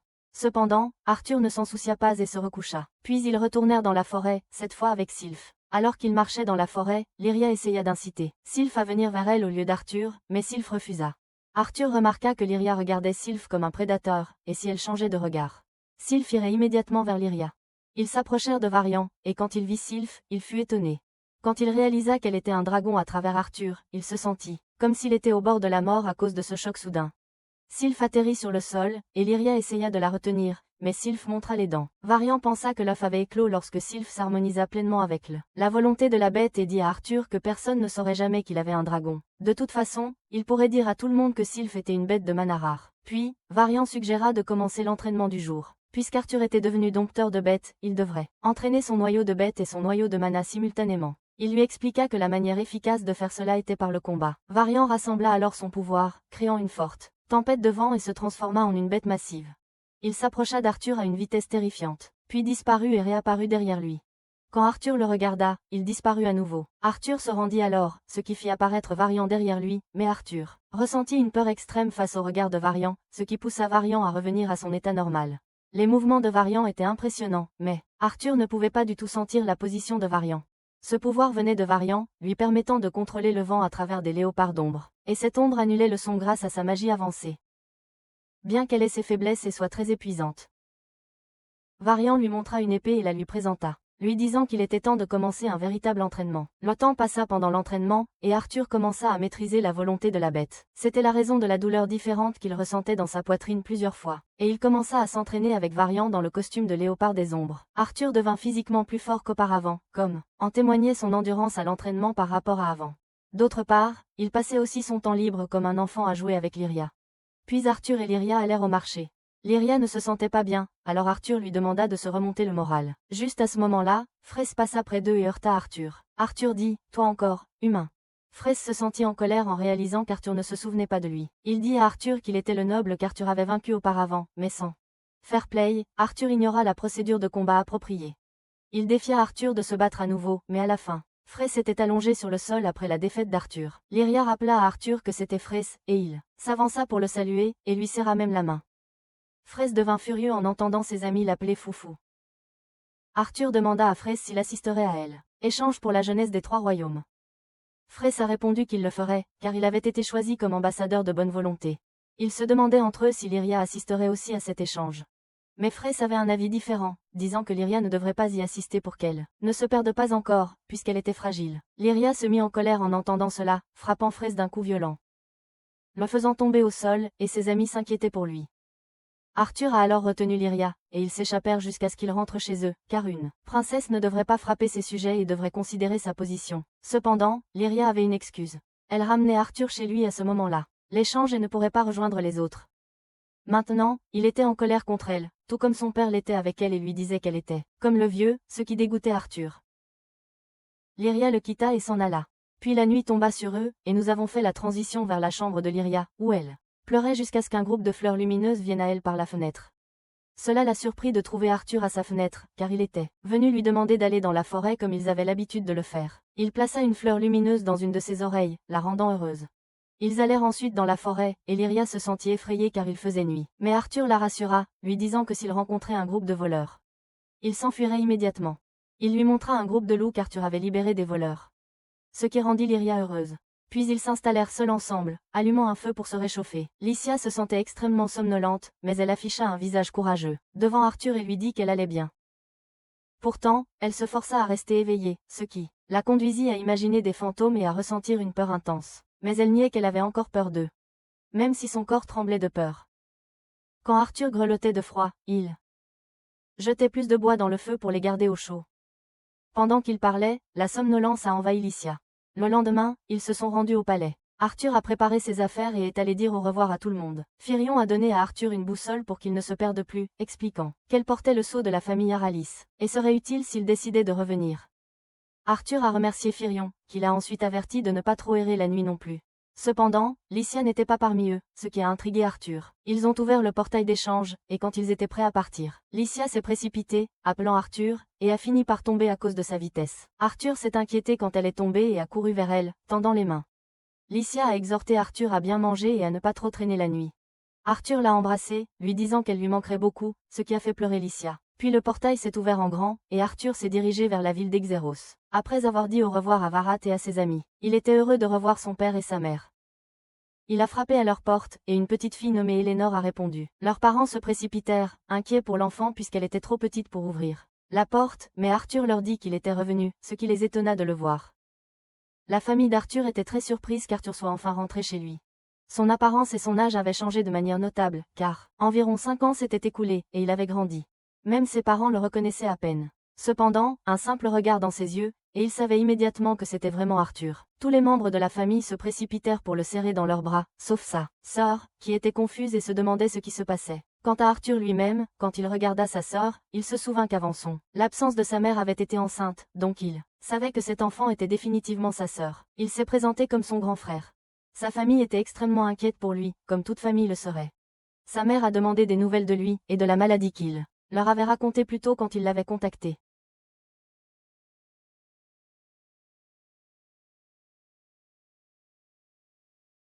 Elle était confuse et ne croyait pas qu'il était vraiment son frère, mais sa mère lui a dit que c'était le frère dont elle lui parlait avant d'aller se coucher.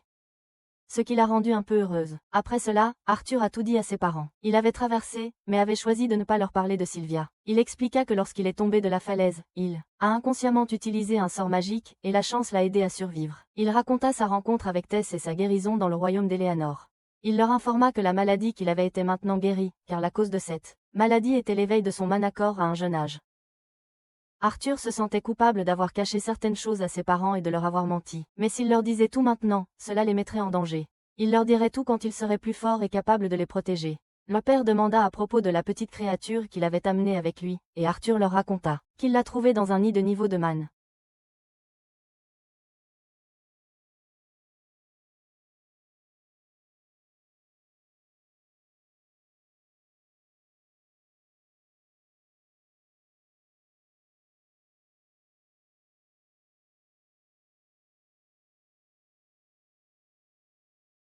Arthur a commencé à expliquer la gradation des couleurs du plus bas au plus haut.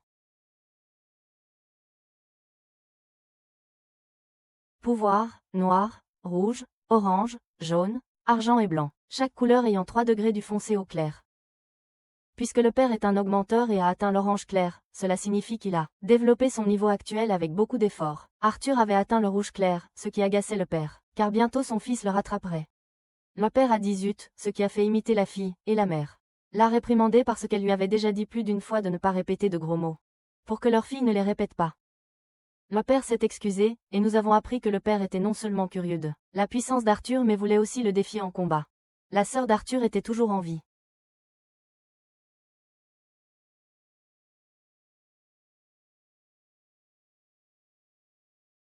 Nous avons appris que cette personne s'appelle Vincent, et est le directeur du centre d'enchères, et aussi le patron du père d'Arthur au travail. Vincent demandait si Arthur était vraiment le fils de Reynolds. Arthur a dit que beaucoup n'y croient pas, mais il est en effet son fils. Nous avons appris que Vincent a une fille nommée Lilia, qui a environ 1 an de plus qu'Arthur. Lilia semblait nerveuse au début mais a rapidement été attirée par l'animal de compagnie d'Arthur et a commencé à jouer avec. Le père a demandé à Arthur de se présenter pour défier Arthur dans le jardin, ce qui a surpris Vincent. Puis ils sont tous allés dans le jardin pour commencer le duel. Arthur et son père ont commencé à s'échauffer. Tout le monde était excité et curieux au sujet du manacor d'Arthur, qui est de type rouge clair. Vincent a dit que de nombreux génies et académies n'atteignent pas ce niveau avant d'avoir 11 ou 12 ans, donc Arthur est à un niveau complètement différent. La mère a dit qu'Arthur avait toujours été un élève rapide, donc elle n'était pas surprise. Quant à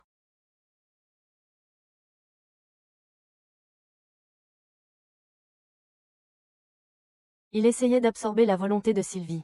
Après cela, le père a averti Arthur et lui a dit qu'il était devenu beaucoup plus fort. Puis le combat entre Arthur et son père a commencé. Le combat était à peu près égal, mais le père, en raison de son expérience en tant que entraîneur, avait un avantage dans certaines parties du combat, mais Arthur l'avait aussi touché dans certaines parties du combat. Le père l'a reconnu et a dit qu'il serait sérieux maintenant dans le combat et a décidé d'utiliser la magie. Arthur pensait que dans leur monde, chaque personne a des capacités élémentaires appropriées. Et avec le temps, l'utilisateur de magie sait quel type d'élément il est attiré, et le maîtrise davantage, tandis que les amplificateurs comme son père ne savent pas quel est leur élément tant qu'ils n'ont pas d'abord développé leur pouvoir. Pendant le combat, Arthur disait que dans sa vie précédente, il avait ce qui ressemblait à de la mana, qui est une force vitale, différente des éléments d'énergie, et il pouvait la contrôler complètement, contrairement à la mana. Pendant le combat, les pensées d'Arthur coulaient sur la force et le style de son père, qui se battait de toutes ses forces. Il avait précédemment utilisé un pouvoir similaire au sien dans sa vie passée et savait que ce pouvoir nécessite d'améliorer la force physique, c'est pourquoi son père l'a maîtrisé. Et il n'est pas non plus limité à un élément spécifique. Mais le plus important est la diligence. Après que le père a montré ses capacités et que tout le monde a été impressionné par le combat, Arthur a dit que c'était son tour de montrer sa force. Arthur a utilisé le même pouvoir de renforcement que son père. Tout le monde était émerveillé par la force d'Arthur, et le combat était presque égal. Mais l'expérience du père a fait pencher la balance, le mettant dans une position défensive et lui permettant d'attaquer à nouveau. Arthur se souvenait quand son professeur lui avait dit qu'il avait maîtrisé l'élément feu et devait encore se développer. Soudain, Arthur utilisa la magie de la foudre devant tout le monde, ce qui les étonna, car il avait atteint un niveau avancé en magie du feu. Son père fut surpris par ce qu'il vit, mais Arthur lui dit que ce n'était pas tout. Non seulement cela, il contrôlait aussi l'eau et attaqua son père. Personne ne pouvait le croire et fut choqué par les compétences d'Arthur. Puis le père arrêta de se battre pour se vanter de son fils et demanda la source de l'apprentissage de toutes ses capacités étonnantes. Arthur répondit qu'il avait commencé à apprendre récemment et ne pouvait les contrôler qu'un peu et n'était pas encore compétent. Après cela, le soir, tout le monde s'est rassemblé autour de la table, et Vincent a dit qu'Arthur était un génie et avait un avenir prometteur. Le père était fier que son fils ait montré des signes de talent dès l'âge de 3 ans, et ait presque détruit la maison avec sa magie. En plaisantant, Vincent a suggéré de faire inscrire Arthur à la plus célèbre académie de magie du continent, qui est l'Académie Xeros, et ils ont accepté de payer ses frais de scolarité. La mère d'Arthur a exprimé sa gratitude envers la famille mais était hésitante. La famille Vincent les avait beaucoup aidés, mais la femme de Vincent a dit qu'il deviendrait ennemi en investissant dans le talent d'Arthur. La mère d'Arthur a dit que malgré son talent, il restait un garçon de 8 ans, enfant, et il serait difficile de l'accepter. Mais Vincent a dit que ce serait facile car ils avaient des connexions dans ce domaine. Et il connaissait le directeur de l'académie, donc il serait facilement accepté. Mais Arthur a demandé du temps et a déclaré que cette étape le concernait directement et a dit que cette étape était prématurée car il venait juste d'arriver et n'avait pas passé de temps avec sa famille. Puis il a remercié tout le monde pour leur gentillesse et a dit qu'il était fatigué de se battre et a demandé à monter dans sa chambre pour dormir. Lorsqu'il est sorti, il marchait dans la mauvaise direction. Puis Lilia est apparue et a dit qu'elle allait l'emmener au bon endroit. Et ils sont allés dans un endroit avec de nombreux serviteurs. Lilia interagissait beaucoup avec eux, ce qui a fait qu'Arthur s'est demandé parce que Lilia était silencieuse la plupart du temps. Tout le monde s'est rassemblé autour d'Arthur car il était devenu célèbre parmi eux, et Lilia était venue manger avec eux. Un des serviteurs a dit que Lilia se rendait dans cet endroit quand elle se sentait stressée, tandis qu'elle a dit à Arthur que le plus grand souhait des parents de Lilia était que Lilia réveille son pouvoir pour devenir sorcière car il n'était pas sorcier. Même les parents de Lilia souhaitaient pouvoir devenir sorciers aussi, mais malheureusement cela ne s'est pas produit. Mais pour des enfants comme Lilia, cela pourrait être une pression pour eux. Après cela, nous voyons Arthur avec ses parents, qui étaient heureux, et n'arrivaient toujours pas à croire que leur fils était revenu. Le père d'Arthur a dit qu'il était sûr qu'Arthur serait le sorcier le plus puissant à l'avenir. Puis ils ont dit qu'ils laisseraient Arthur se reposer et dormir. Avant de quitter la chambre, ils ont dit que ce que Vincent avait fait était uniquement pour le bien d'Arthur. Arthur a dit qu'il le savait et que cela ne le dérangeait pas. Et c'est bien qu'il y ait quelqu'un qui se soucie de lui comme ça. Puis, ce matin-là, Arthur descendit précipitamment pour retrouver ses coéquipiers, qui étaient tous venus à la demande de son père. Et, bien sûr, tout le monde était venu spécialement pour voir Arthur. C'est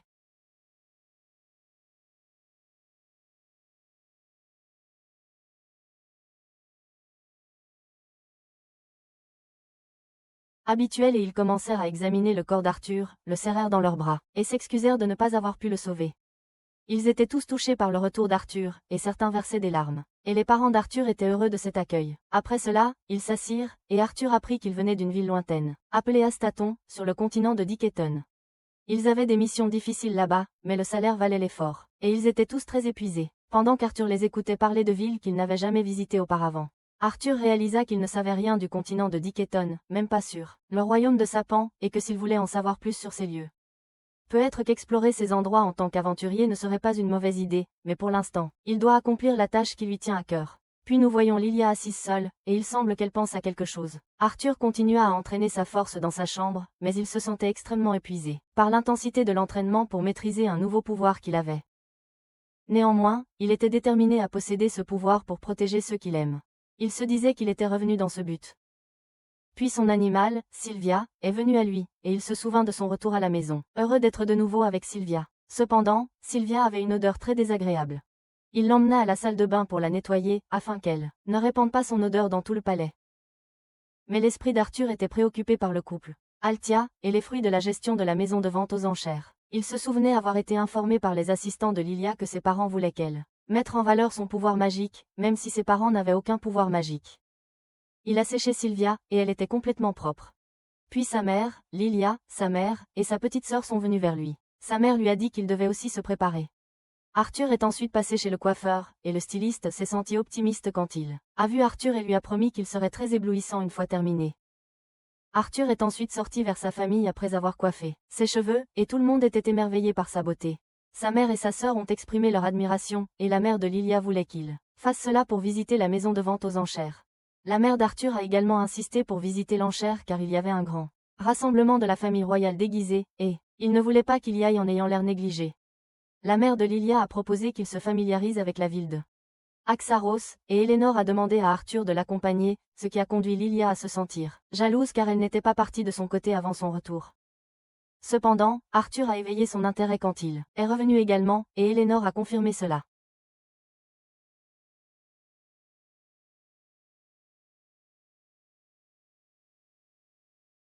Ils jouaient ensemble, mais ils étaient harcelés par l'un des étudiants de l'académie de magie d'Axaros.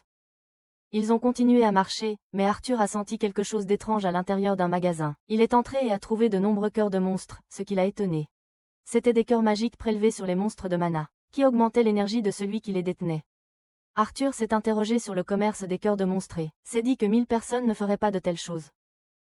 La mère de Lilia l'a informé au sujet de 100 pièces d'or. Cette somme pourrait lui permettre de vivre 250 ans, ce qui a beaucoup étonné Arthur. Puis la mère de Lilia lui a dit que ses cœurs seraient mis aux enchères maison et elle lui donnerait une chance de les examiner. Cependant, Lilia pensait qu'elle pourrait posséder l'un des cœurs de monstre pour éveiller sa magie, mais sa mère n'était pas d'accord avec cela. Elle a également refusé d'acheter quelque chose de très cher pour une enfant comme elle. Car cela n'était pas raisonnable. Pourtant, Lilia voulait essayer un, puisqu'il y avait des cœurs à un prix inférieur dans les centres d'armement, mais sa mère a insisté sur son refus et est partie. Ils sont ensuite allés dans un restaurant pour manger et Arthur a remarqué que Lilia était en colère à cause du refus de sa mère. Il pensait que les attentes de son père étaient ce qui la troublait. Il a essayé de lui parler mais elle a disparu. Il a regardé autour de lui et a vu qu'elle s'était éloignée d'eux. Il l'a suivie et Lilia s'est dirigée vers la boutique de cœurs de monstres et s'est dit que elle pouvait en acheter n'importe lequel avec son argent de poche. Puis Arthur est venu vers elle et a été surpris qu'elle veuille cela. Il lui a dit que posséder un cœur de monstre ne garantirait pas l'utilisation de sa magie mais elle était déterminée à essayer. Elle a presque saisi un cœur mais Arthur l'a arrêtée et a demandé ce qui se passerait si elle essayait et que ça ne fonctionnait pas. Lilia avait déjà essayé beaucoup de choses auparavant et elle pensait que cela n'affecterait rien. Il ne comprenait pas cela parce qu'il était spécial.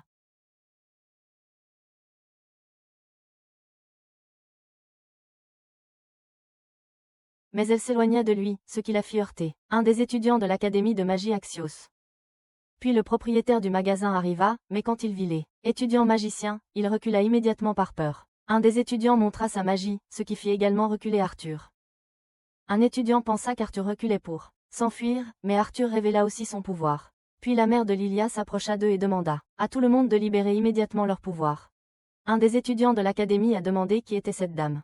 Le propriétaire du magasin a informé la mère de Lilia que ses étudiants venaient de l'académie de magie et que s'il était dérangé, cela affecterait leur magasin. Cependant, la mère de Lilia croyait que s'inquiéter du magasin n'était pas plus important que de nuire à la fille de la famille Altia, ce qui a surpris tout le monde. En montrant la peur sur les visages des étudiants, les poussant à fuir. Arthur a presque voulu les suivre, mais Lilia l'a arrêté. Nous sommes ensuite allés chez les Altia où le père de Lilia était en colère à propos de ce qui s'était passé dans le magasin, mais la mère de Lilia a empêché une bagarre d'éclater entre eux. La mère d'Arthur s'inquiétait principalement que les élèves soient blessés par Arthur. Lilia s'est approchée de son père pour s'excuser, mais le père a rassuré Lilia en disant que c'était une affaire insignifiante pour lui. Il a dit à Arthur qu'il n'y avait pas de problème si Arthur s'inscrivait aussi à l'académie. Mais Arthur n'avait pas encore décidé. Pour le père de Lilia, c'était facile car il avait beaucoup donné à l'académie et ce genre d'incident ne suffirait pas à l'empêcher d'avoir une place là-bas. Lilia pensait que son père voulait envoyer Arthur à sa place à l'académie car elle n'avait pas pu utiliser la magie jusqu'à présent. Mais son père a nié cela et a affirmé qu'il ne voulait rien dire de tel. La mère de Lilia lui a demandé de se calmer un peu, mais Lilia était très en colère et ressentait de la haine envers son père et Arthur aussi.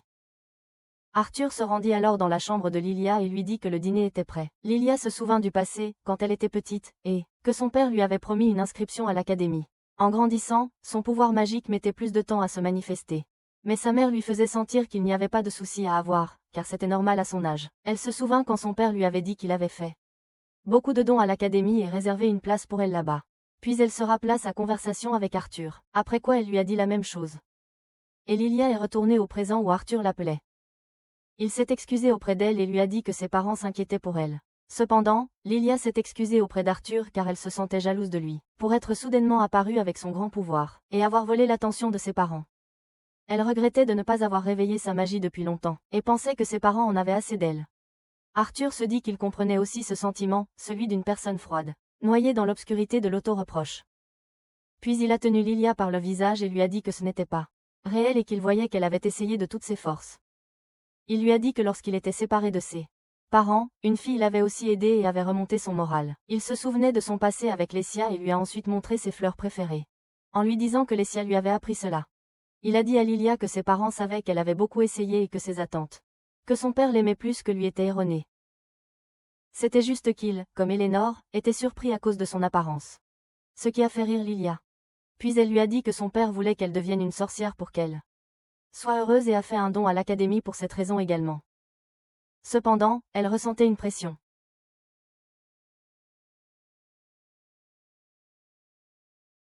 Surprenant le père de Lilia avec son départ.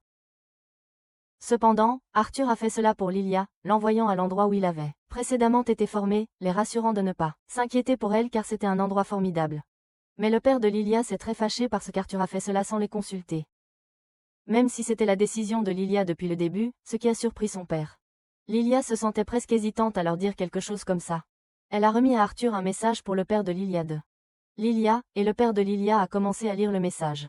Il disait que puisqu'elle n'avait pas utilisé de magie, elle se sentait être un fardeau pour eux. Elle leur a promis qu'elle deviendrait une sorcière incroyable peu importe combien de temps cela prendrait, et après cela, elle reviendrait à leur côté. Cela a profondément attristé son père, pensant à ce qu'il lui avait fait en imposant que si elle devenait sorcière, sa vie serait heureuse. Cependant, elle n'avait pas besoin d'être sorcière, et elle resterait sa fille qu'il aimait pour toujours, peu importe ce qui se passerait. Puis, Arthur s'est révélé à Lilia après qu'elle ait écouté tout, surprenant sa mère par sa présence. Lilia s'est excusée d'avoir menti à ses parents, mais Arthur s'est aussi excusé car il était la cause de tout, et savait que perdre un enfant faisait plus mal que la mort pour les parents, surtout après avoir lui-même vécu la même douleur. C'était honteux pour eux.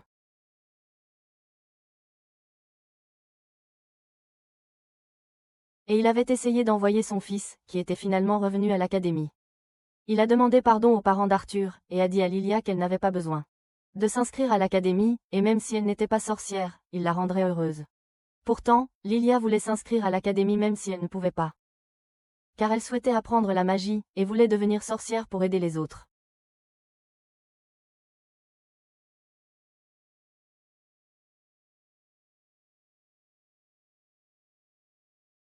Pour aider aussi, mais elle n'avait jamais entendu cela auparavant. Puis Arthur leur demanda de bien respirer, car le mana fait une impression plus forte lorsqu'on respire. Ils continuèrent à respirer, puis fermèrent les yeux à la demande d'Arthur. Eleanor vit quelque chose, mais cela disparut. Ensuite, tandis que Lilia ne vit rien du tout. Cependant, Arthur lui dit de ne pas s'inquiéter et de continuer à respirer. Puis il s'assit entre elles et leur dit qu'elles pourraient ressentir de la chaleur, mais aussi leur demanda de continuer à respirer, quoi qu'il arrive. Puis Lilia vit la fleur qu'elle avait vue auparavant avec Arthur, ce qui a surpris ses parents. Puis ils sont allés à la taverne pour célébrer ensuite. La serveuse a servi de la nourriture à Lilia pour fêter ses réussites. Puis Arthur lui a demandé de continuer à faire des efforts pour que son pouvoir se stabilise. Lui a dit que cela pourrait prendre 2 ou 3 ans. Lilia a demandé quel élément serait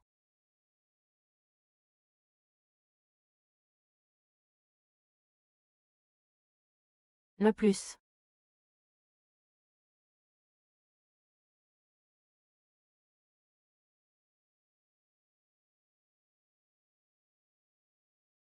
précieux et rare. Certains artefacts de monstres ont attiré son attention et celle de Lilia, et il y avait des objets étranges à vendre, comme des statues. Arthur et sa sœur étaient en admiration devant leur père, qui organisait la sécurité, puisqu'il était responsable de la sécurisation de l'enchère et de la surveillance de tout. Puis Vincent est apparu, accueillant les participants à l'enchère et annonçant que les invités spéciaux aujourd'hui étaient le roi et la reine du royaume. Cette enchère était une célébration du 10e anniversaire. La foule acclamait le roi avec passion, et il semblait qu'il l'aimait beaucoup alors qu'il répondait à leurs salutations. Arthur remarqua que sa famille avait l'air heureuse, et il pensa que ce qui se passait lui rappelait sa vie passée. Ensuite, Vincent a commencé la vente aux enchères, présentant une épée avec un prix de départ en pièces. Les enchères ont commencé dessus. Arthur réfléchissait à ce que Vincent avait dit à propos de l'épée, qu'une personne pouvait lancer de la magie à travers certaines armes comme cette épée. Puis on voit Arthur inspecter les prochaines offres, qui étaient 2 masques qui l'ont émerveillé. Sa mère a demandé « Veux-tu quelque chose ?» Il a répondu « Nous n'avons pas assez d'argent pour nous permettre quoi que ce soit ici » et sa mère a acquiescé. Plus tard, Arthur remarqua que Sylvie avait disparu, alors il demanda « Où est-elle » Sa mère répondit « Je n'en ai aucune idée ». Puis nous voyons Sylvie errer quand soudain un homme apparaît devant elle. La regardant. Nous revenons maintenant à la vente aux enchères, où une bête de mana rare est exposée. Le roi et son fils arrivent et expriment leur désir. Pour la bête, commençant les enchères à 100 pièces. Les gens commencèrent à enchérir 200, 300, 400, jusqu'à ce que le roi déclare 1000 pièces, choquant la foule. Nous voyons ensuite Arthur chercher Sylvie et entendre sa voix de loin. Nous revenons au roi, qui parle à Vincent et dit « Cette bête sera très bonne pour mon fils, mais son entraînement et son développement dépendent du niveau de mon fils et de son sens des responsabilités. » Le fils du roi répond qu'il fera de son mieux. Ensuite, nous voyons Sylvie, choquée et effrayée, face à un étrange homme essayant de l'attraper, mais elle ne s'approche pas de lui. Puis Arthur arrive.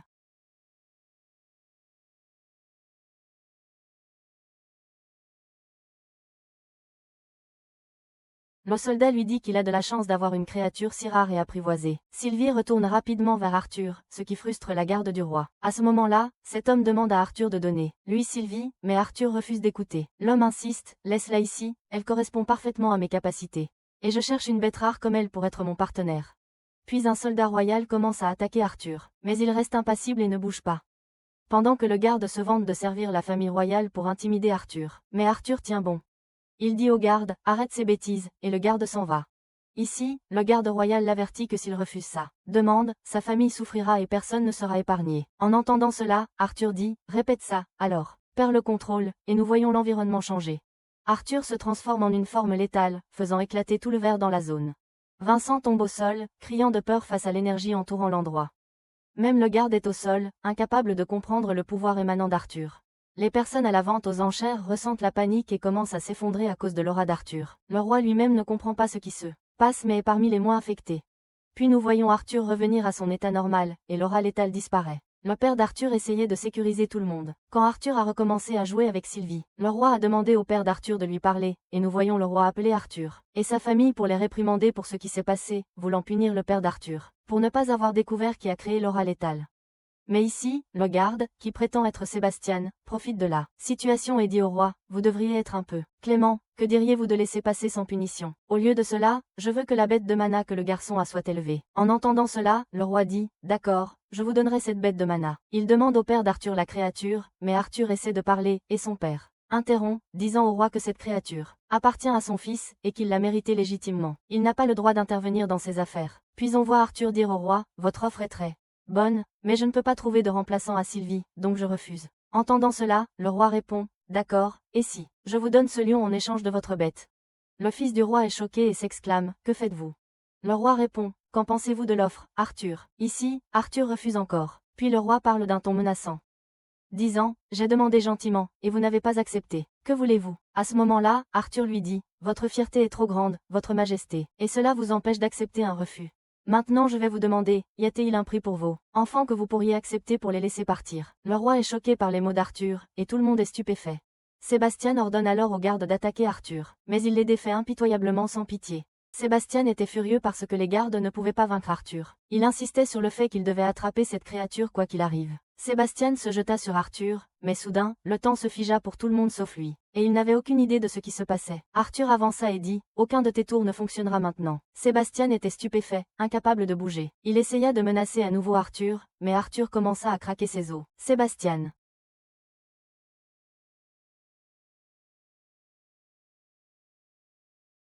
essaya une dernière menace. Tu sais que tu t'attaques à la famille royale. Puis Arthur et Selphie sont apparus ensemble et ont tous deux dit, connais ta place et fais attention à ce que tu fais. Sébastien est tombé à genoux, suppliant pour sa clémence. Le temps a repris, le roi regardait, choqué, et Arthur s'est évanoui. Quand Arthur s'est réveillé, il a rejoué tout dans sa tête et s'est réprimandé. Il avait survécu cette fois, mais avait besoin de plus d'entraînement. Sa mère est arrivée, et Arthur a immédiatement demandé, que s'est-il passé après que je me sois évanoui? Elle a répondu, rien de grave, tout le monde était juste inquiet. Le médecin a dit que tu allais bien mais que tu serais inconscient un moment. J'avais tellement peur, mais maintenant que tu vas bien, peu importe. Ils sont allés faire du shopping ensemble. En marchant, Arthur a repéré un bibelot pour sa sœur et ils l'ont acheté. Sa mère a dit qu'Eleanor l'adorerait et a proposé de lui acheter quelque chose aussi. Arthur s'est plaint des prix élevés et s'est demandé si son père avait perdu son emploi à cause de l'incident. Sa mère lui a dit de ne pas s'inquiéter. Elle tenait sa propre entreprise d'artisanat et avait une amie qui l'aidait à vendre ses produits, puisqu'Arthur les voyait souvent dans les magasins. Après le shopping, ils sont rentrés chez eux. Sa mère le remercia de l'avoir aidé, contrairement à son père qui ne l'accompagnait jamais au marché. Arthur pensait que c'était à cause de la quantité qu'elle achetait.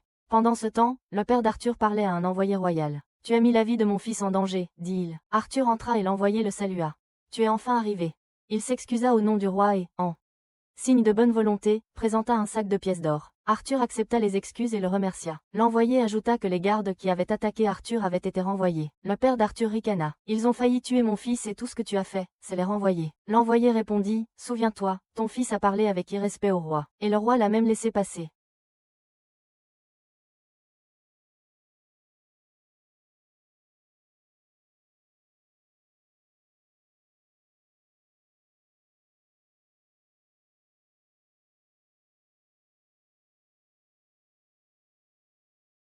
Le père d'Arthur s'excusa de nouveau, accepta les pièces, et les donna à Arthur. « C'est toi qui aurais pu mourir. Tu en auras besoin. » Arthur le remercia, et les amis de son père, qui observaient, furent visiblement émus. Cette nuit-là, Arthur resta éveillé, en colère contre lui-même. Il n'était encore qu'un enfant, et devait réfléchir avant d'agir. S'il voulait se battre, les deux camps devaient être à égalité. Le lendemain, il se rendit dans un endroit où beaucoup d'enfants avaient des animaux rares. Un puma le regarda fixement, et quand il s'envola, il le poursuivit et se retrouva dans une forêt. Une vieille femme se tenait là, attendant, et dit « Arthur, je t'attendais. » L'Académie Zairus était célèbre pour former des érudits et des hommes d'affaires. Beaucoup d'enfants cherchaient à apprendre la magie là-bas car c'était une institution prestigieuse. On passe au directeur de l'école, qui était en réunion avec Arthur. Le directeur accueillit Arthur et se demanda si Vincent exagérait ou non. Elle lui a demandé de se préparer pour qu'elle puisse voir à quel point il était fort. Après cela, Arthur rassembla sa force, utilisa le pouvoir du vent et lança une poignée de rochers sur la directrice, mais elle les bloqua et les brisa facilement. Arthur sentit qu'il n'obtenait pas la puissance qu'il voulait du vent, et qu'il utilisait le feu et l'eau de manière beaucoup plus puissante que le vent. Il utilisa alors le pouvoir du feu et tira quelques flèches sur elle, mais la directrice réussit encore une fois à les bloquer avec aisance, ce qui agaqua Arthur. Arthur utilisa alors à nouveau son pouvoir et l'attaqua, mais la directrice utilisa une barrière de vent et le bloqua, ce qui envoya Arthur voler et le fit tomber au sol. Cependant, la directrice était impressionnée par sa puissance. Elle a vu qu'il surestimait un peu sa force, mais elle pensait aussi que sa magie et ses compétences en combat étaient très uniques. Elle lui a alors demandé de continuer à l'attaquer, et l'a averti de ne pas perdre connaissance. La directrice a ensuite utilisé son pouvoir, son élément sonore, ce qui a causé à Arthur de la douleur. Arthur pensait qu'elle était une mage unique en son genre. La directrice lui a dit qu'il avait réussi, et que l'état de magie qu'Arthur possédait lui donnait envie de l'enseigner elle-même. Elle pensait aussi qu'il utilisait beaucoup de pouvoirs de l'élémentaire. Et croyait qu'il avait d'autres pouvoirs. Arthur a vu qu'elle était aussi intelligente qu'il l'avait prévu, et lui parla ensuite de son élément d'eau. Le directeur demanda alors à Arthur s'il voulait lui dire quelque chose, car il était venu jusqu'ici juste pour lui montrer son pouvoir. Arthur lui dit qu'elle avait raison, et qu'il était venu ici parce qu'il avait besoin de l'influence et de l'autorité qu'elle possédait pour protéger sa famille. Si elle avait l'intention de les partager avec lui, il s'inscrirait à l'académie, la respecterait en tant qu'enseignante, et lui serait redevable pour tout. Cela choqua le directeur, et elle lui dit qu'elle n'avait jamais vu une telle audace en négociation, même pas de la part de la famille de la reine Sabine. Elle a vu qu'il avait beaucoup confiance en lui. Arthur pensait que ce qu'il proposait valait la peine, et qu'elle partagerait son avis.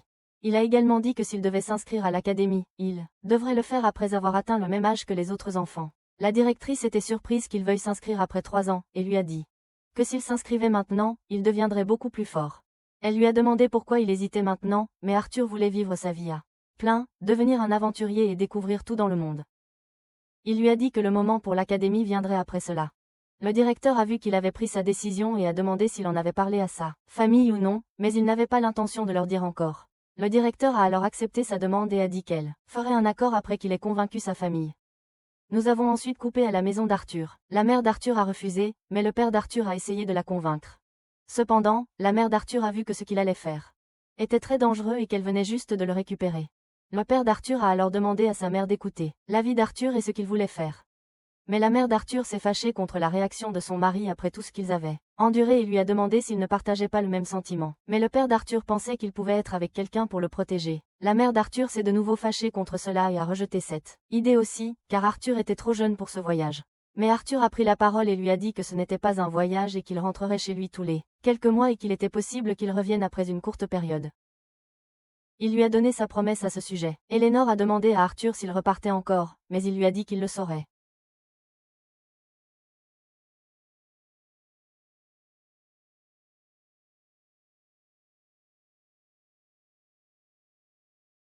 Il voulait aussi ressentir ce qu'il ressentait quand ils étaient aventuriers. Sa mère lui a alors dit qu'il ne leur avait pas tout dit, sur ces différents éléments, et plus de secrets. Le père d'Arthur a vu qu'il était naturel que sa mère s'inquiète pour lui. Et que le danger faisait partie de la vie d'un aventurier. Il lui a demandé s'il envisageait d'envoyer quelqu'un en qui ils avaient confiance avec lui. Après cela, ils se sont réunis avec un groupe d'aventuriers et leur ont proposé d'accompagner Arthur. Mais Hélène a refusé et a dit qu'il n'aimait pas le babysitting et que il s'attendait à ce qu'Arthur le tue un soir pendant son sommeil. Son ami a trouvé qu'il était impoli et qu'il le méritait. Le père d'Arthur était d'accord avec cela, mais Arthur lui dit qu'il n'aurait pas dû faire ça. Le père d'Arthur leur dit alors qu'il n'avait rien à leur offrir, mais que s'il faisait cela, il ferait tout son possible pour rembourser sa dette envers eux.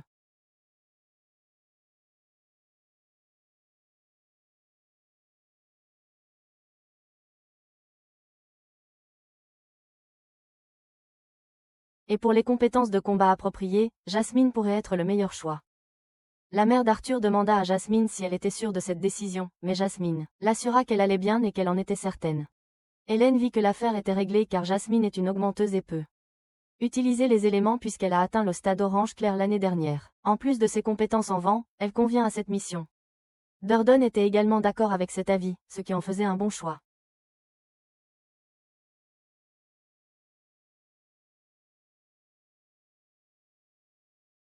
Lilia s'est ensuite excusée auprès d'Eleanor et lui a demandé si elle voulait s'entraîner avec elle. Mais Eleanor lui a dit pas aujourd'hui. Arthur a ensuite demandé à son père s'il pouvait aller à la maison de vente aux enchères pour obtenir une épée. Après que son père a accepté, Arthur est allé à la maison de vente aux enchères. Après avoir rencontré l'employé responsable, il a été dirigé vers la salle des armes, ce qui a émerveillé Arthur par le nombre d'armes présentes. Nous avons ensuite coupé à la maison d'Arthur. La mère d'Arthur s'inquiétait pour lui parce qu'il était en retard, mais son mari lui a demandé d'être patiente car il avait pris sa décision lui-même et serait bientôt de retour. La mère d'Arthur a vu que son mari avait raison. Nous passons alors à Arthur dans la salle des enchères. Arthur se dit qu'il y a une grande collection d'épées, et aucune ne lui plaît. Il a alors commencé à essayer différentes épées. Puis il a commencé à utiliser d'autres choses jusqu'à ce que Sylvie vienne à lui. Arthur pensait qu'elle avait trouvé quelque chose. Arthur a trouvé un sceptre, mais ce n'était pas ce qu'il cherchait. Mais quand il l'a pris, il a trouvé qu'il était très lourd, et se demanda s'il nécessitait l'utilisation d'un élément. Arthur a alors utilisé son pouvoir de feu, puis il a révélé l'épée et a commencé. Il s'entraînait avec, mais il trouva que c'était un peu lourd. Il l'utilisa ensuite sur une boîte, qui se coupa facilement, ce qui étonna Arthur. Il trouva ensuite un ensemble de mots dessus mais ne savait pas ce qu'ils signifiaient. Puis, l'épée tomba de la main d'Arthur, mais quand il la reprit, il découvrit qu'elle était devenue très légère dans sa main, et il commença à la contrôler avec aisance et flexibilité. De plus, la longueur de l'épée et son manche devenaient très adaptés au corps d'Arthur. Puis, il remercia Sylvie car il l'avait trouvée grâce à elle. Ensuite, Arthur attaqua une autre boîte et la détruisit facilement. Il n'avait jamais vu une arme qui s'ajustait à son utilisateur auparavant. Il pensait aussi que la mana devait être injectée dans le sceptre pour cette raison. Puis, il mit l'épée dans son fourreau. Ensuite, son père vint à lui et lui dit qu'il était temps de rentrer chez eux. Alors, Arthur prit une autre épée et dit à son père qu'il prendrait celle-ci. Son père pensa que cette épée lui plaisait. Arthur vit que cette épée n'était pas aussi luxueuse que les autres épées, mais il la brandit et l'aimait. Ensuite, le père d'Arthur essaya l'épée et dit à Arthur qu'elle manquait un peu d'équilibre et pensa que son fabricant avait essayé de la rendre plus légère. Il vit qu'elle lui convenait. Le père d'Arthur a demandé l'avis de Vincent, mais Vincent leur a dit que le bonheur d'Arthur est ce qui lui plaît. Puis, Arthur a remercié Vincent. Ensuite, Vincent a demandé à Arthur au sujet du sceptre qu'il portait, mais Arthur leur a dit qu'il avait trouvé ce sceptre par terre, que son poids lui semblait convenable. Alors il l'a pris, et qu'il avait aussi pensé à l'utiliser dans son entraînement, mais Vincent ne connaissait pas ce sceptre. Puis, il a demandé à Jameson de vérifier la liste d'inventaire. Alors, Jameson s'est souvenu du sceptre et leur a parlé d'un vieil homme qui était venu, en criant au sujet du manque de quelqu'un pour utiliser le sceptre et l'a lancé à Jameson. Puis, certains résidents l'ont vérifié et ont dit que c'était juste un sceptre solide et robuste. Ils ont pensé que c'était une perte de temps.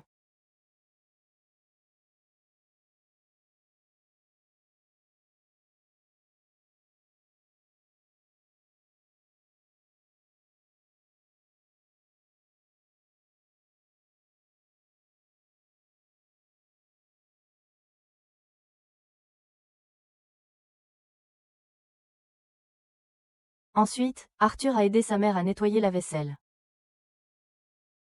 Puis, il a suivi l'entraînement de Lilia et Eleanor. Ensuite, il est allé dans sa chambre et a commencé à se préparer à devenir aventurier et a continué à s'entraîner avec son père et a commencé à utiliser le sceptre, mais dans sa chambre. Le lendemain, ils ont célébré le 9e anniversaire d'Arthur. Et sa mère était très heureuse et les autres aussi. Ils ont également préparé beaucoup de nourriture. Ensuite, Vincent leur a demandé de manger à leur guise, et qu'il n'y avait aucune raison d'avoir honte. Puis, tout le monde commença à manger facilement. Ensuite, la nuit tomba sur eux et ce fut l'heure des cadeaux. Arthur commença à découvrir les cadeaux. Puis, Arthur trouva un gant avec un ensemble de bijoux dotés de magie de guérison, ce qui poussa Arthur à serrer sa mère dans ses bras pour ce cadeau. Ensuite, Vincent présenta son cadeau à Arthur, qui étaient 2 bagues liées l'une à l'autre. La première pour Arthur et la seconde pour sa mère, et si le mana d'Arthur diminuait, la bague de sa mère s'illuminait immédiatement. Puis, Hélène présenta son cadeau à Arthur, qui était un manuscrit qui produit des sons. Elle lui a dit que c'était cher, et lui a dit que le mana est utilisé pour laisser un message sur le manuscrit quand Alice le reçoit, elle peut répondre, ce qui a intrigué le père d'Arthur à ce sujet. Puis, Arthur a remercié tout le monde pour ses cadeaux, et leur a dit qu'il pourrait partir demain, et qu'il ferait de son mieux pour ne pas leur causer de soucis. Son père pensa qu'il parlait bien. Ensuite, sa mère lui demanda d'être prudent, et qu'elle se moquait qu'il soit célèbre ou riche, mais que la chose la plus importante pour elle était qu'il soit en sécurité. Puis, Arthur partit.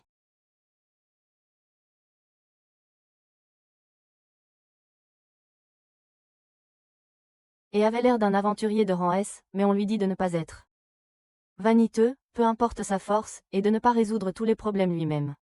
Et de compter aussi sur Jasmine. Puis, sa mère s'approcha de lui pour le serrer dans ses bras, et lui dit de ne pas s'inquiéter, qu'elle allait bien, et dit à Eleanor et Sylvie de bien se comporter avec Arthur. Ensuite, sa mère lui demanda de partir et de ne pas oublier de mettre la bague. Puis, son père l'encouragea. Arthur leur dit alors au revoir, et quitta la maison. Lorsqu'il sortit, Jasmine l'attendait, et lui demanda s'il était prêt ou non. Il lui répondit, « Allons-y, je suis prêt. »